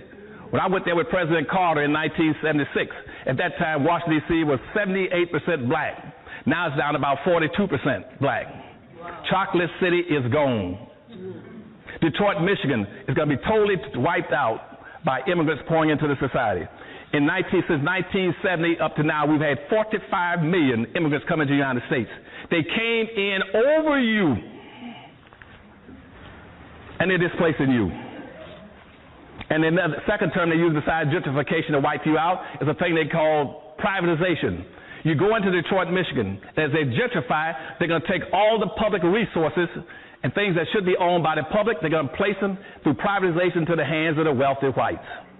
Whites are going to buy your golf courses, your subway systems, your bridges, your tunnels. They're going to control your airports, your parks, your museums. Why? Again, because Anderson says, he who owns and controls the resources got the power. If you own and control nothing, you are totally, absolutely useless and expendable.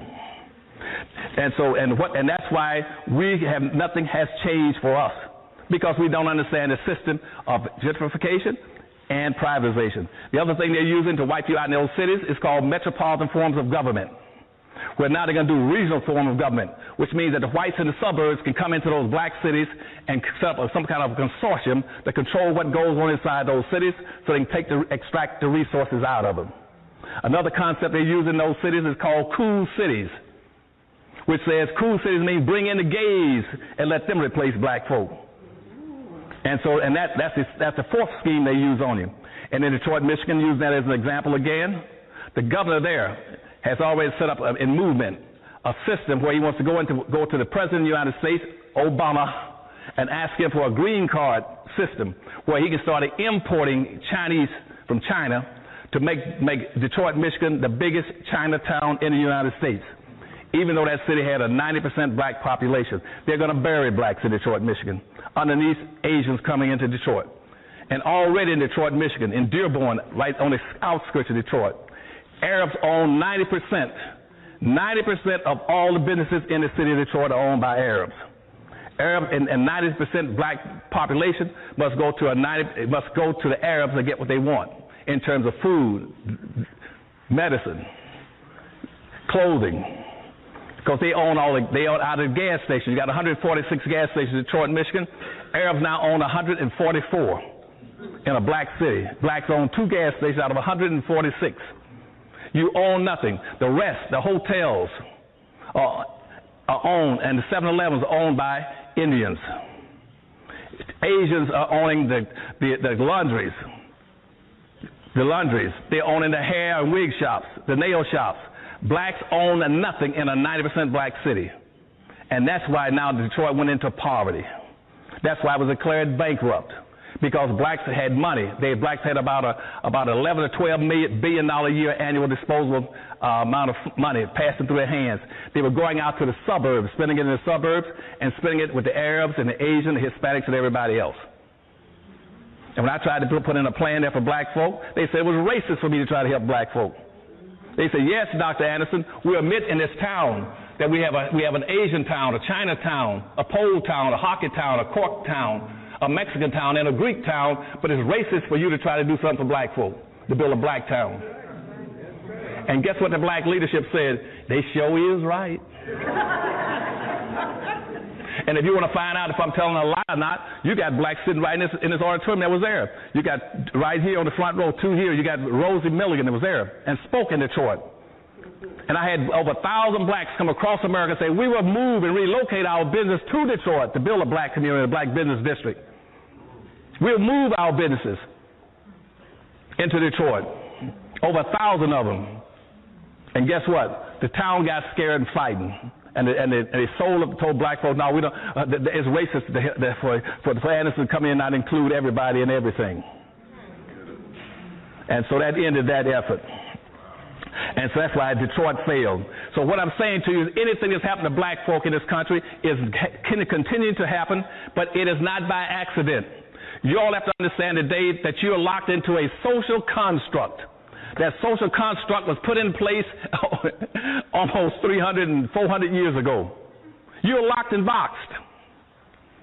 You're locked and boxed. Now, here's what I'm going to tell you that nobody else tells you. You're locked and boxed because of the United States Constitution, the Bill of Rights, and the Declaration of Independence. You're locked and boxed. We got black leaders can't figure that out. You go read the Constitution, it tells you straight up front what's going to happen to black folk. You're locked into it. That is a social construct that says in this country, that in the Constitution, which was approved in 1789, it says that this is a white nation. The first immigration law in 1791, spell it out. It is a white nation for white Europeans and other white people classified as white. And black folk are now going to be a permanent underclass. Not a permanent class, they will be an underclass. You will be classified as three.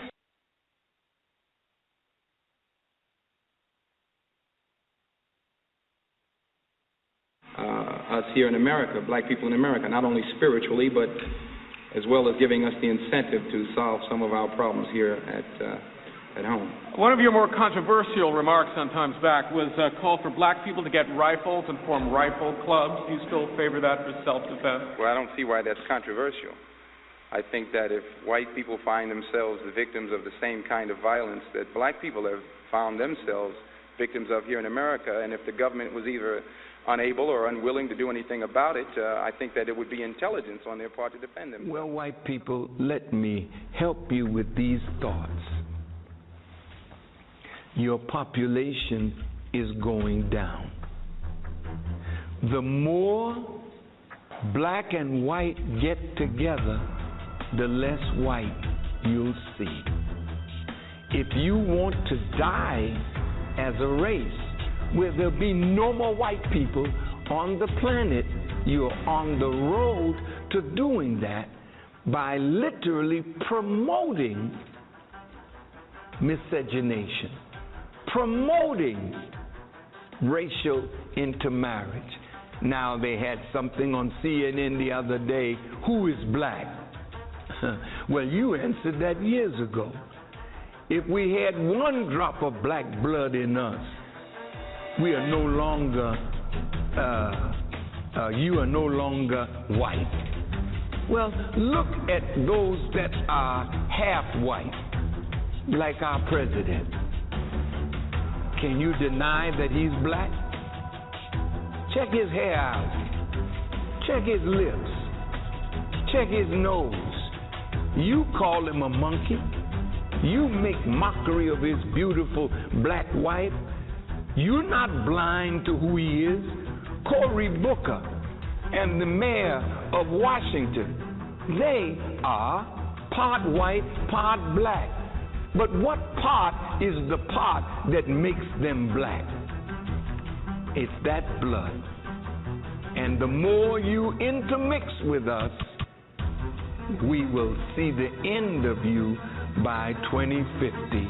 There won't be any more white people if you don't realize that separation will save you, and separation will give you more. And I mean, hear it from a black guy. You guys, you guys are on the road to ruin with this integration bullshit, mixing in and having mixed it. Pretty soon there ain't gonna be no white people left. You look 20, 30 years down the line, white folks are going to be such a minority that you guys are going to have to stay in your houses and stuff because we're going to be running around. I mean, you got mixed children popping up everywhere. My whole thing is genocide and all that. You guys have done that to yourself with this immigration bullshit, mixing in and all that. You guys are killing off your own. I don't understand that shit. Me as a black man, I mean, I got common sense. You keep mixing in a white guy with a black guy or a white guy with a Mexican person, then after a while, there's no white guys left. The more black and white get together, the less white you'll see. If you want to die as a race, where there'll be no more white people on the planet, you're on the road to doing that.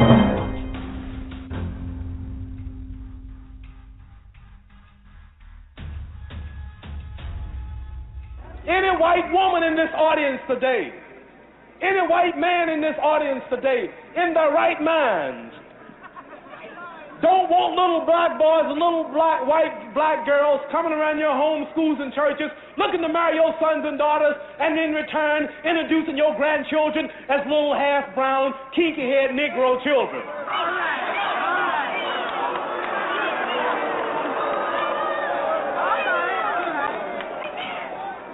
No intelligent black man in this audience, no intelligent black woman in this audience want little white boys and little white girls coming to marry their sons and daughters, and in return introducing your grandchildren as little half-white, green-eyed, blonde-haired Negroes. We are not seeking to lose our identity in blood mixing and our beautiful black African history. We don't hate you. We don't hate those of you who are white. We just want to stay black. We love my color. I just love myself. People to move in the neighborhoods, but clean their own neighborhoods. And another thing, when you say integration, it comes on the intermarriage too, right? All being together. Right, sure. And I'm sure no intelligent white person watching this show, or no intelligent white man in his or her right white mind, want black boys and black girls marrying their white sons and daughters, and in return introducing their grandchildren as half-brown, kinky-haired black people. I wouldn't object to that. Well, you wouldn't, but a lot of them would. Well, I'm sure a lot of people would. No, it's just what I'm trying to say is this. You don't have it. You say you don't, but you don't have it. You really ain't going to have it. You're on the show, and you got to say that. That's not true. Why would you want to do that? Because I don't think I'm any different from you, see. Yeah, we're much different. I mean, I think society's made us different. You know we're different. And we're all together. But society's made us different. No, not society. God made us different. No, we're just human beings. He made all of us. We all, listen, bluebirds fly with bluebirds, red birds want to be with red birds. Listen, tell me when I'm wrong. Pigeons want to be with pigeons. Tell me when I'm right. They don't have intelligence, but yet they stay together. We should have more intelligence than them, right? Buzzards are with buzzards. Buzzards are with buzzards. Bluebirds are with bluebirds. They all are birds, but they've got different cultures. The eagles like to hang out in the mountains. The buzzard like to fly around the desert. Well, the bluebird like to fly around the trees and the grass. There'd be certain problems a buzzard mating with a sparrow, wouldn't there? What? There'd be certain. Right. And we have the problems too. No, I don't see no black and white couples in England or America walking around proud, holding their children. That's because society and going out. That's society's fault. I mean, we've got to educate people around it. Well, life is too short for me to be raised catching hell for something like that. I'd rather go and be my own. I have a beautiful daughter, beautiful wife. They look like me. We're all happy, and I don't have no trouble. I have no trouble. I ain't that much in love with no woman to go through all that hell. Ain't no one woman that good.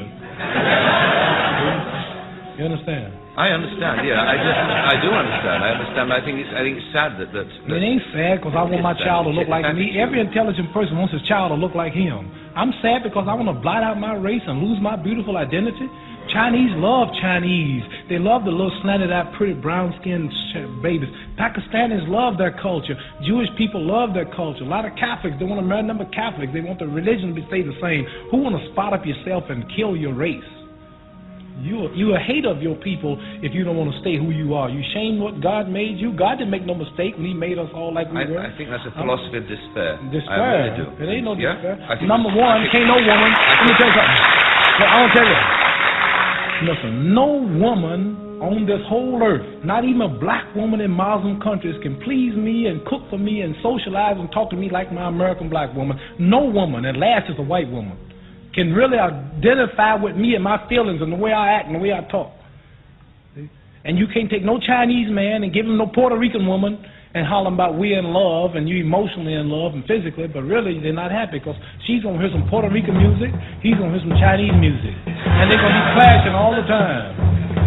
It's just nature. You can do what you want, but it's nature to want to be with your own. I want to be with mine. I love my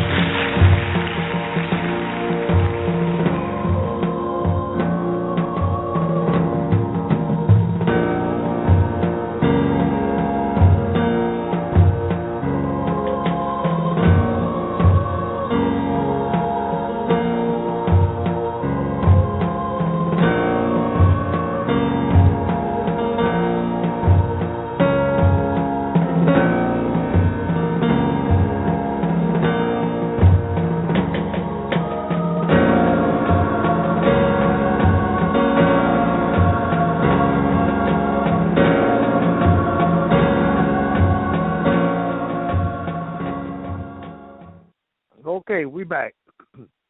Now I want to get into the final stage of our discussion here this evening. and that is numerology, astronomy, and astrology. Now, what we have been led to believe through a Christian society, that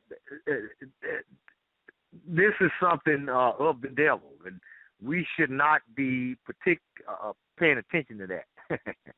But it is a known fact, and scientists will tell you, that the movement of the planets and the alignments of the planets have a direct bearing on human beings and people, period.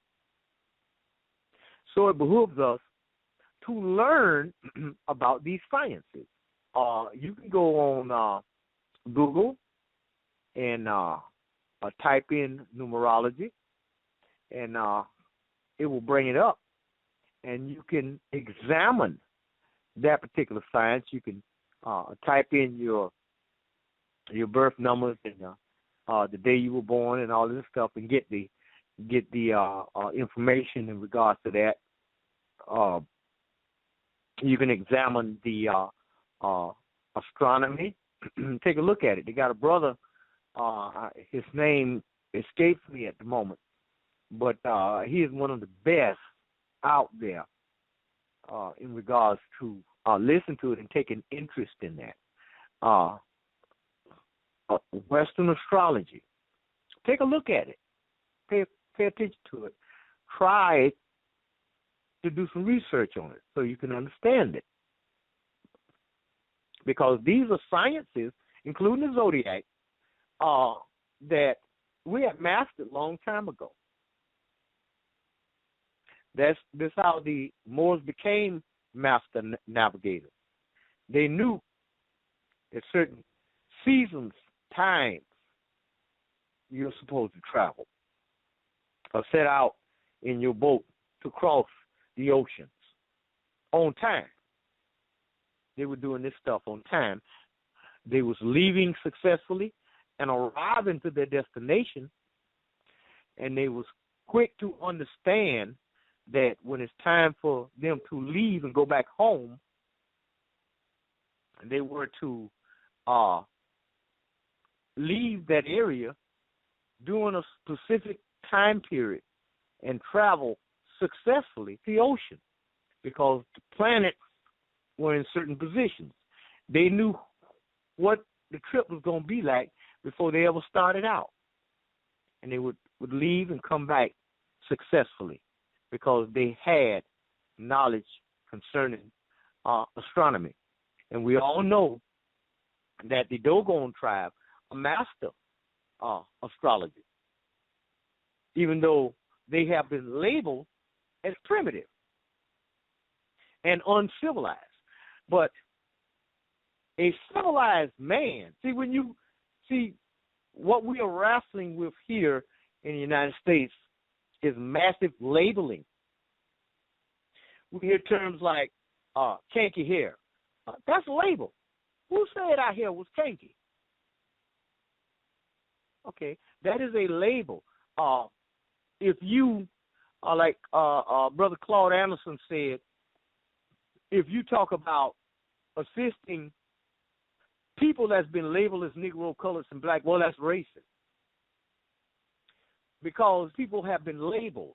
See, we have to stop allowing other people to label and define us.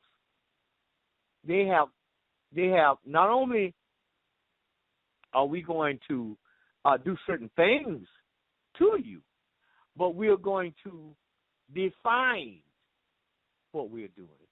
And so people will believe, based on the definition that we have presented as a label, that's the way it ought to be. If you are talking about embracing people of African descent only and being among yourself only, well, now you're a separatist.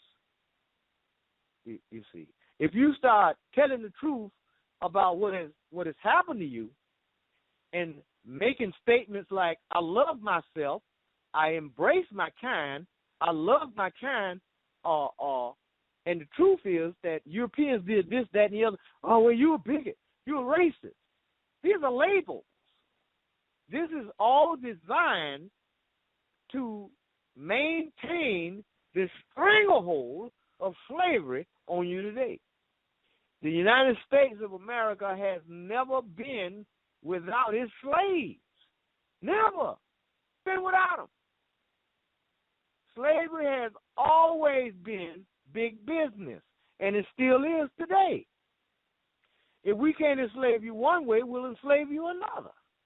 So what we have to do in order for us to have centeredness, peace of mind, and remain conscious, we're going to have to separate from the branding.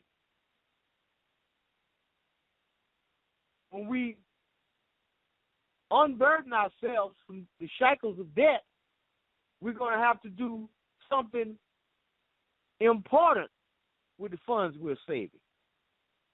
And one of the best investments that you can make is within your own consciousness. Soon as you hear somebody say something to you about God, the first thing you ought to do is run in there and look in the mirror. Okay, I got it. And come on back. Look it up. How often do we do a thorough investigation on the definition of God and how it's been defined and laid out? We use it so loosely, but use the term so loosely, but how many times have we defined it? How many times? If you got one of those big, giant Bibles with the pictures in it, thumb through the pictures, thumb through the Bible, and see how many pictures of people that look like you in there. None. That's a clue to something wrong right there. That should tell you that something is wrong. Right there. We have to pay attention. We're going to have to, once we identify something, we're going to have to hold on to it. We can't be identifying things and just run around running our mouth about it. We're going to have to make it a part of our life, and the transformation of our life, the expansion of our consciousness, and the expansion of our awareness. One of the most important things that you could ever do is to learn as much as you possibly can about yourself. That's a lot of power. That short circuits a lot of people. When not only you know what you're talking about, but you can define it. You can bring evidence to the table to prove what you're saying. An individual will say anything they want to say. You say you talk about Christian Europe. Well, who were the original people occupying the land? Go get Nature Knows No Color Line by J.A. Rogers. Take a look. That short circuits all of that. They got it's amazing to me because every once in a while, especially during the winter months, I'll cut on the TV and look at the news and to see what the weather is like. And once I get that, then I cut it off. But every once in a while, I look through there and they have something about history, and I can't watch that, man, because that's good booga-mooga. That's the biggest piece of propaganda that I ever seen in my life. They had the Vikings, and we discovered this. And amazing. Never cease to amaze me. Do your research. Get the books out. Do your reading.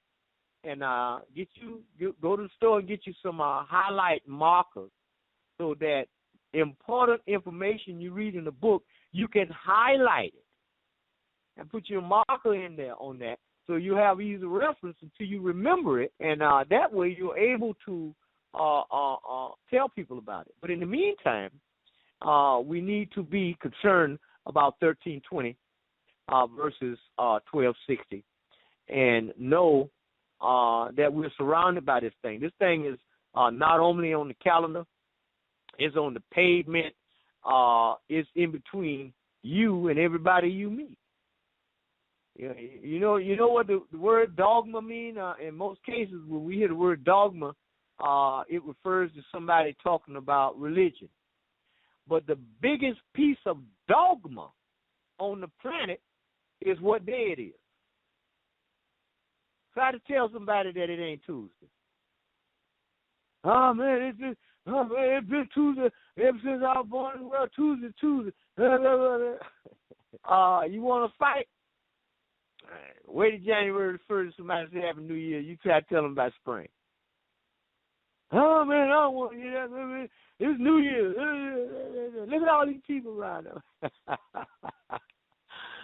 It is amazing. And of course, we haven't understood that the holidays that we are attempting to celebrate year in and year out, the Christmas, New Year's, Easter, Labor Day, the 4th of July, all of these days are strategically placed in man-made, artificial constructed time. And we participate in them, and every year we arrive at the same destination looking for a different result. That's insanity. We run out there on Christmas. We start on Thanksgiving, and we get the turkeys and eat the turkey. Turkey puts you to sleep because it got tryptophan in it. As we get through with that day, then we run over there and start preparing for Christmas. Some of us start preparing in November for the Christmas gift. One thing a day to make somebody else rich. We don't own no toy factory. We own no stores, no trucks, producing nothing, bringing nothing down. And then after it's over with, we go on New Year's and celebrate. What you celebrate? And then after New Year's is over, we what? Broke. Ain't nobody got no money.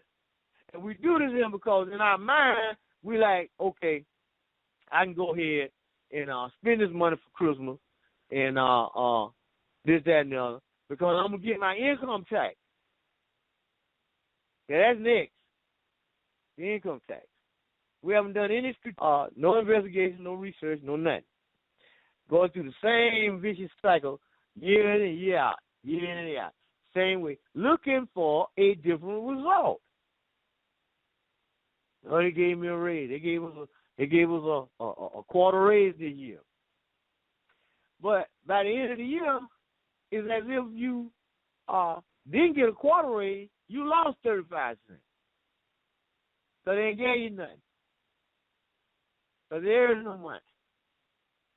We ain't figured this thing out. But nevertheless, I'm still here.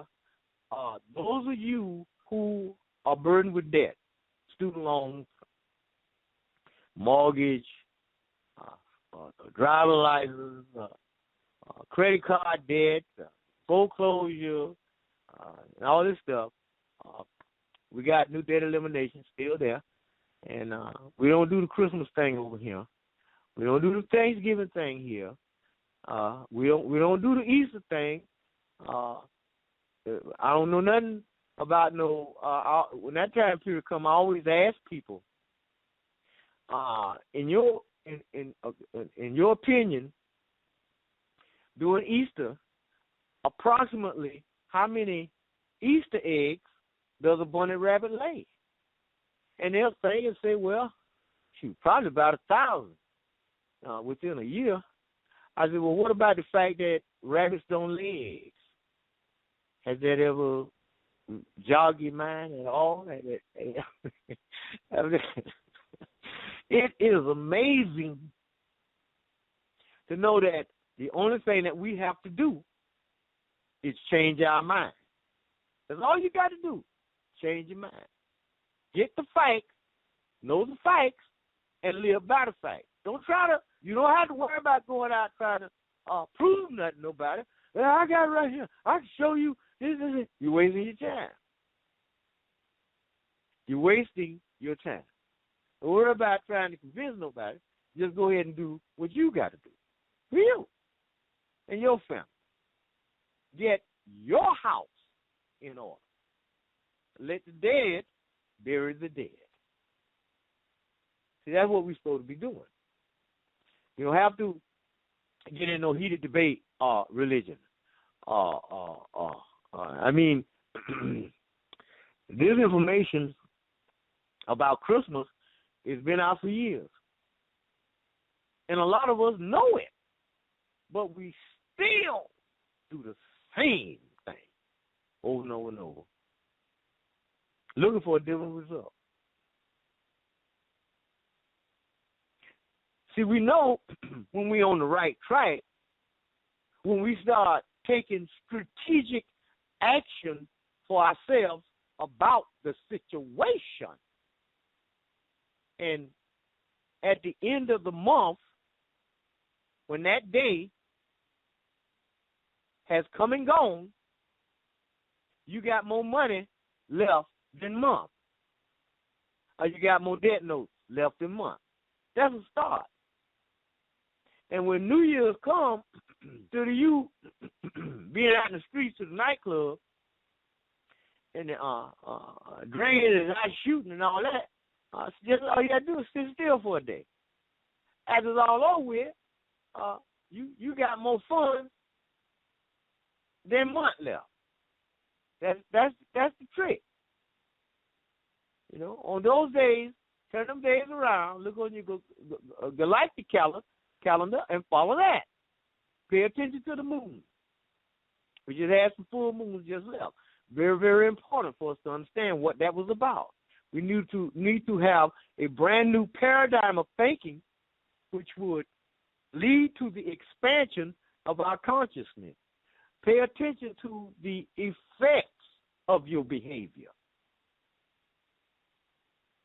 Look at what happened to you when you did Christmas, New Year's, Easter, Thanksgiving. No research, no investigation, no reading, no writing, no arithmetic. And it always equates to unconsciousness, poor health, and zero income. Always create the same thing. And for the life of me, I can't understand why on January 1st at midnight, we guys start shooting. Ammunition is expensive. And we shoot all night long. And then we got to go out and buy some more ammunition. That's another bill. I don't want to just sit here and criticize you. I'm just trying to get you to see the error of the things that we do. And if you look at the news, they'll tell you, well, this year Christmas turned out to be bigger. The Dow Jones average did this, the S&P index did that, and Walmart reported record sales, and all this here. All because a particular group of people inside the United States on this continent are acting in consumerism within the confines of a 1260 low vibrational frequency of time.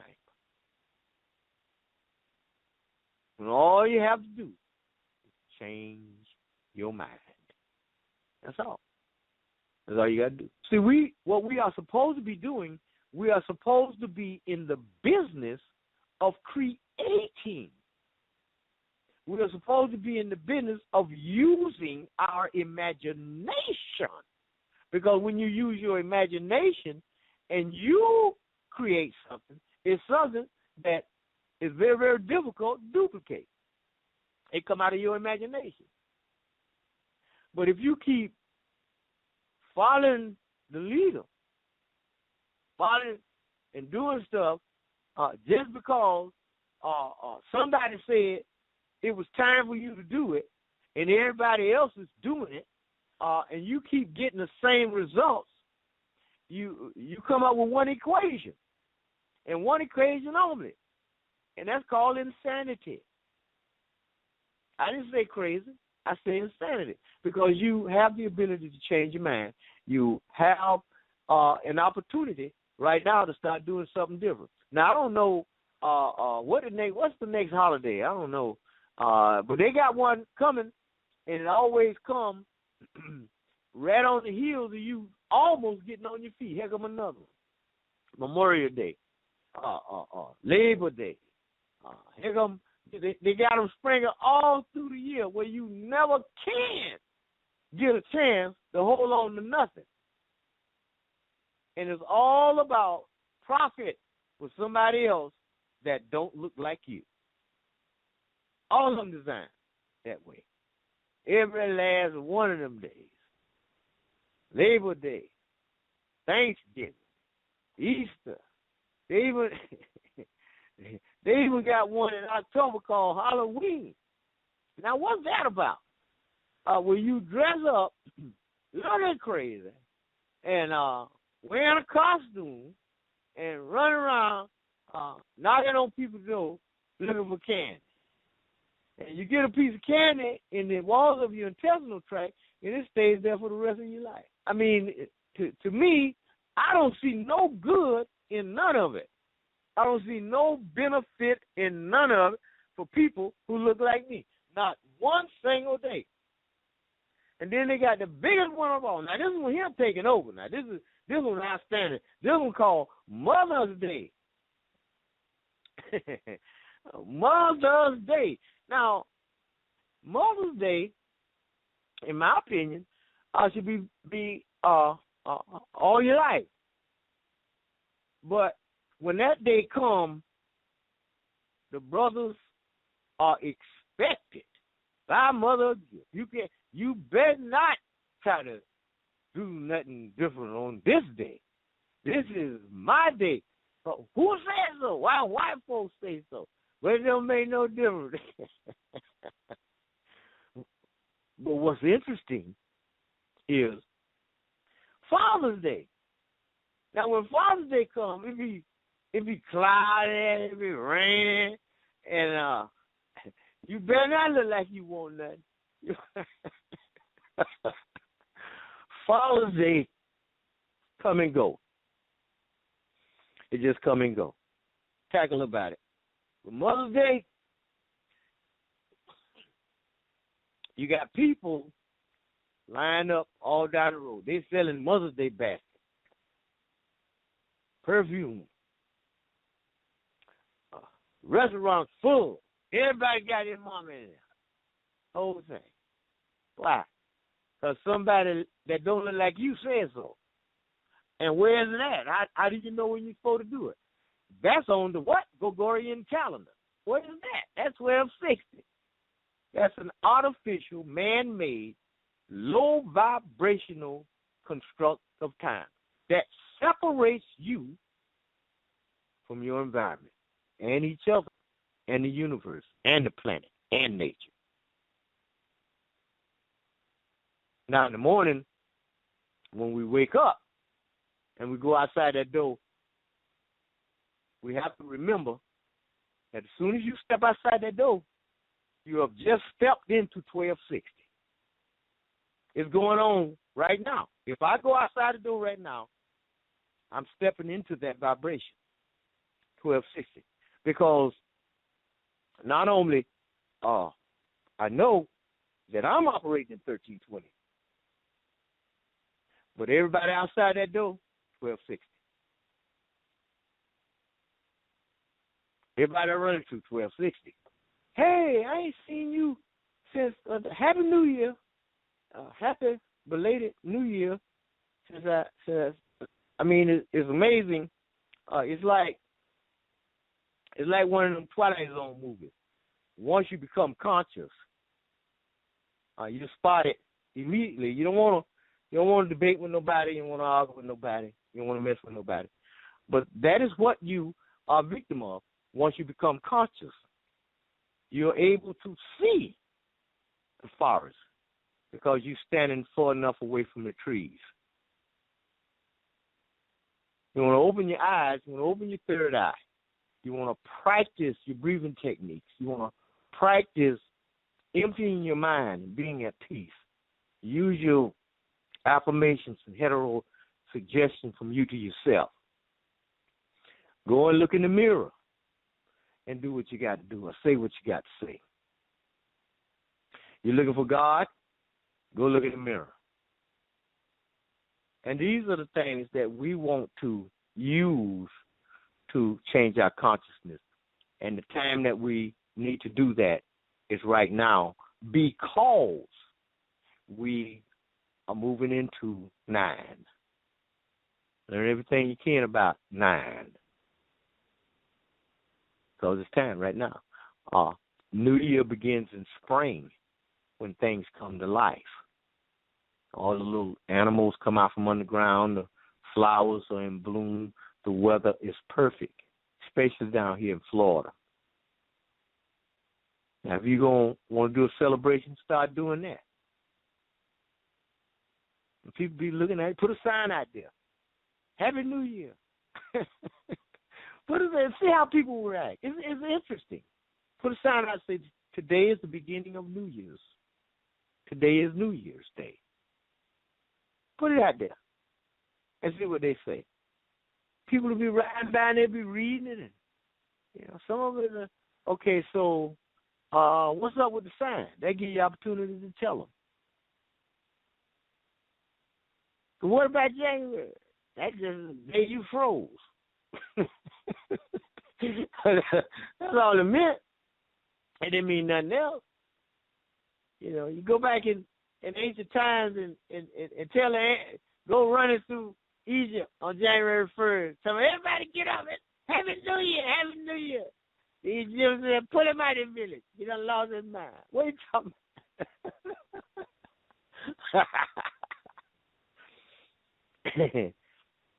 about? But all I'm saying is you want to expand your consciousness and you want to look at truth in the face of truth, do an investigation on it. You ain't got to beat nobody up over the head, but use it for yourself. A lot of people say, well, them people over there, they don't let nobody around here. They don't, they don't do none of the stuff we do. They don't put on no Christmas lights. They don't do nothing. They just different. I don't know what kind of people because they're gonna look for a label to put on you. You got to be labeled. If you're not operating in 1260, oh my goodness, you got to be labeled. We got to find a label for you. You are something. Not a conservative. You a separatist. We got to find a special label to call you, because we live in the land of labels. We have Chicago and Detroit. My question is, that name exists according to who? Sound like an English word to me. If there was a time when there was no English on the landmass, how did we have a Chicago and Detroit? I mean, it's just common sense that we start looking at things. Everything is labeled. Everything. This is First Presbyterian Church. According to who? This is First Baptist. According to who? I'm a holiness. According to who? I'm a Methodist. According to who? Who told you that? Where you get that from? What kind of proof you got? Show it to me somewhere. There's a vinyl table. According to who? Labels. All of this is a part of it, and all of it is within the confines of 1260 of time. Every bit of it. All of it. Now we got 13 minutes left, and I've been ranting and raving and all of this business here. So if you have a question, go ahead and press 1 on your phone, and I'll let you in and we can discuss it. If you have a question, raise your hand, and I'll do my best to answer it. Keep in mind that as soon as this broadcast is over, we will be going into the conversion and putting it up on YouTube so you can get it in video. And the reason I do that is because it goes over to where the other broadcasts are that we have done, and you're able to go back and retrieve this information. So we're going to use this particular tool because it benefits my people. And, of course, it's time for us to go back in the law. We covered a lot of other areas and stuff. Dr. Walter Williams will be back with us, and the Irritated Genie and other people will be back on the broadcast with us, and we'll be bringing in as much information as we possibly can in time of 9, 1320, and trying to bring as much information as I can to help you with your expansion of consciousness, because this is it. This is the beginning. This is the new birth. A woman is pregnant for 9 months, and then she brings a child into the world. She has the birth. Now we're in 9. This is the 9th month. It's time for the delivery. In this year, this is it. We got plenty of time to prepare. We need to be getting out of debt ASAP, so you can hold on to your bread and have peace of mind and be able to do other things. There may be books that you may want to purchase about consciousness. There may be places where people are discussing this at. You may need to leave town and go there. There may be events right there in your own city that you may attend. Remove the burden of debt, and the money that you're saving for that, you're able to take care of your future. You're able to deal with the credit bubble and all of that business there as well. You know, because this thing is going to occur. Go to atm.com, and that's atm.com, and check that video out, and so you can start preparing. But remember, because see, my people they've been attempting to they're running and ripping, trying to get ahead while carrying the burden of debt. So once you get out of that, then you can become more creative. We need to be a nation of producers. We can use our creativity of our mind to come up with ideas and things where we can create things. You see, this whole thing about 9 and the information that I read off of you, this came out of my consciousness. And I put it on paper. I got my little measuring thing out. I got my ruler out so I can draw the lines and put it up and draw the circles and put the information on it, and put the information about how many minutes, seconds, how many minutes in a day, how many seconds in a day, how many minutes in a year, how many, and all of this stuff, because of the idea. Right in my mind. And I took it down to the Morris Summit, and I introduced it to the brothers and sisters. I ran off copies of the information that I read to you this evening, and I made sure as many people as I could had a copy of it, and the people were fascinated. And it brought about change, and tonight we're doing a whole 3-hour broadcast on that one idea of creation. Think of it in 1972. I didn't think of it in 1990. But it's in a day. So there's a ton of things that we can do, and it lies within you. You're looking for God? Go look in the mirror. Well, anyway, we're moving down to the close of the broadcast. And so I'm going to go head on and close out the show. And I hope you all have gotten something out of this thing. And I want you to go back and listen to this broadcast again. They're going to edit it a little bit. and edit out some stuff. But you can go back and listen to it. I'm going to spend the rest of the evening uploading this thing and putting it on YouTube so it will be available, and then I can go on to the next broadcast. Okay? All right. Well, I appreciate y'all for being here, and I've been your host, Tarhaka Amaana El Bey, and the next episode. Man, I can remember the first time I heard the term half pint. I had an uncle that would always keep a half a pint of whiskey in his back pocket. But that memory came back a few nights ago.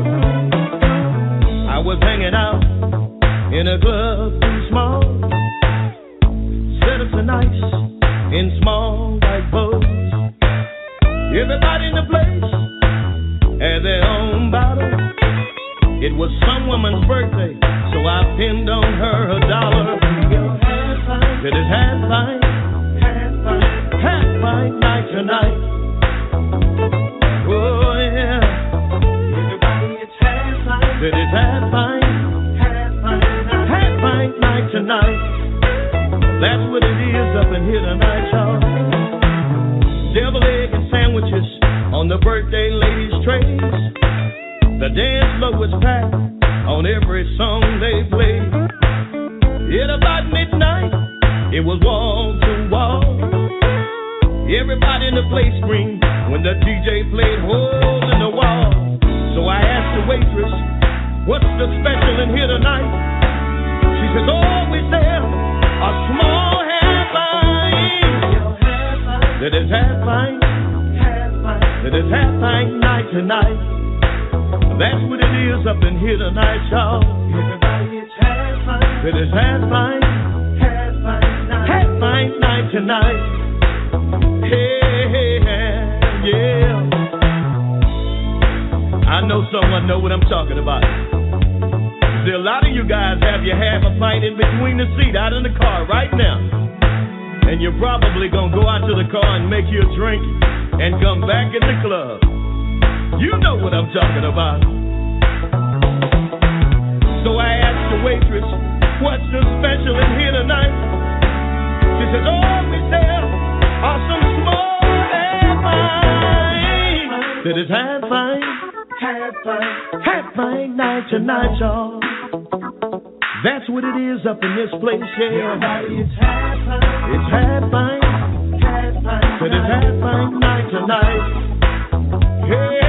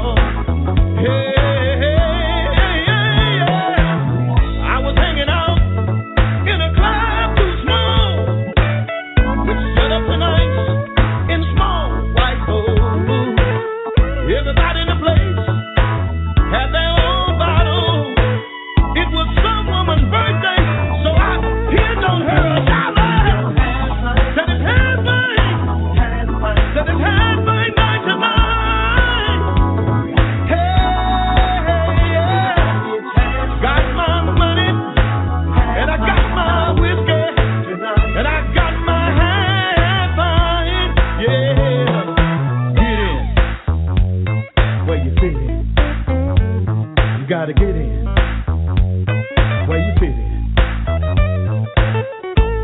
If you got your half pint out in the car right now, this is dedicated to you. If you're going back in the club, bring your half pint.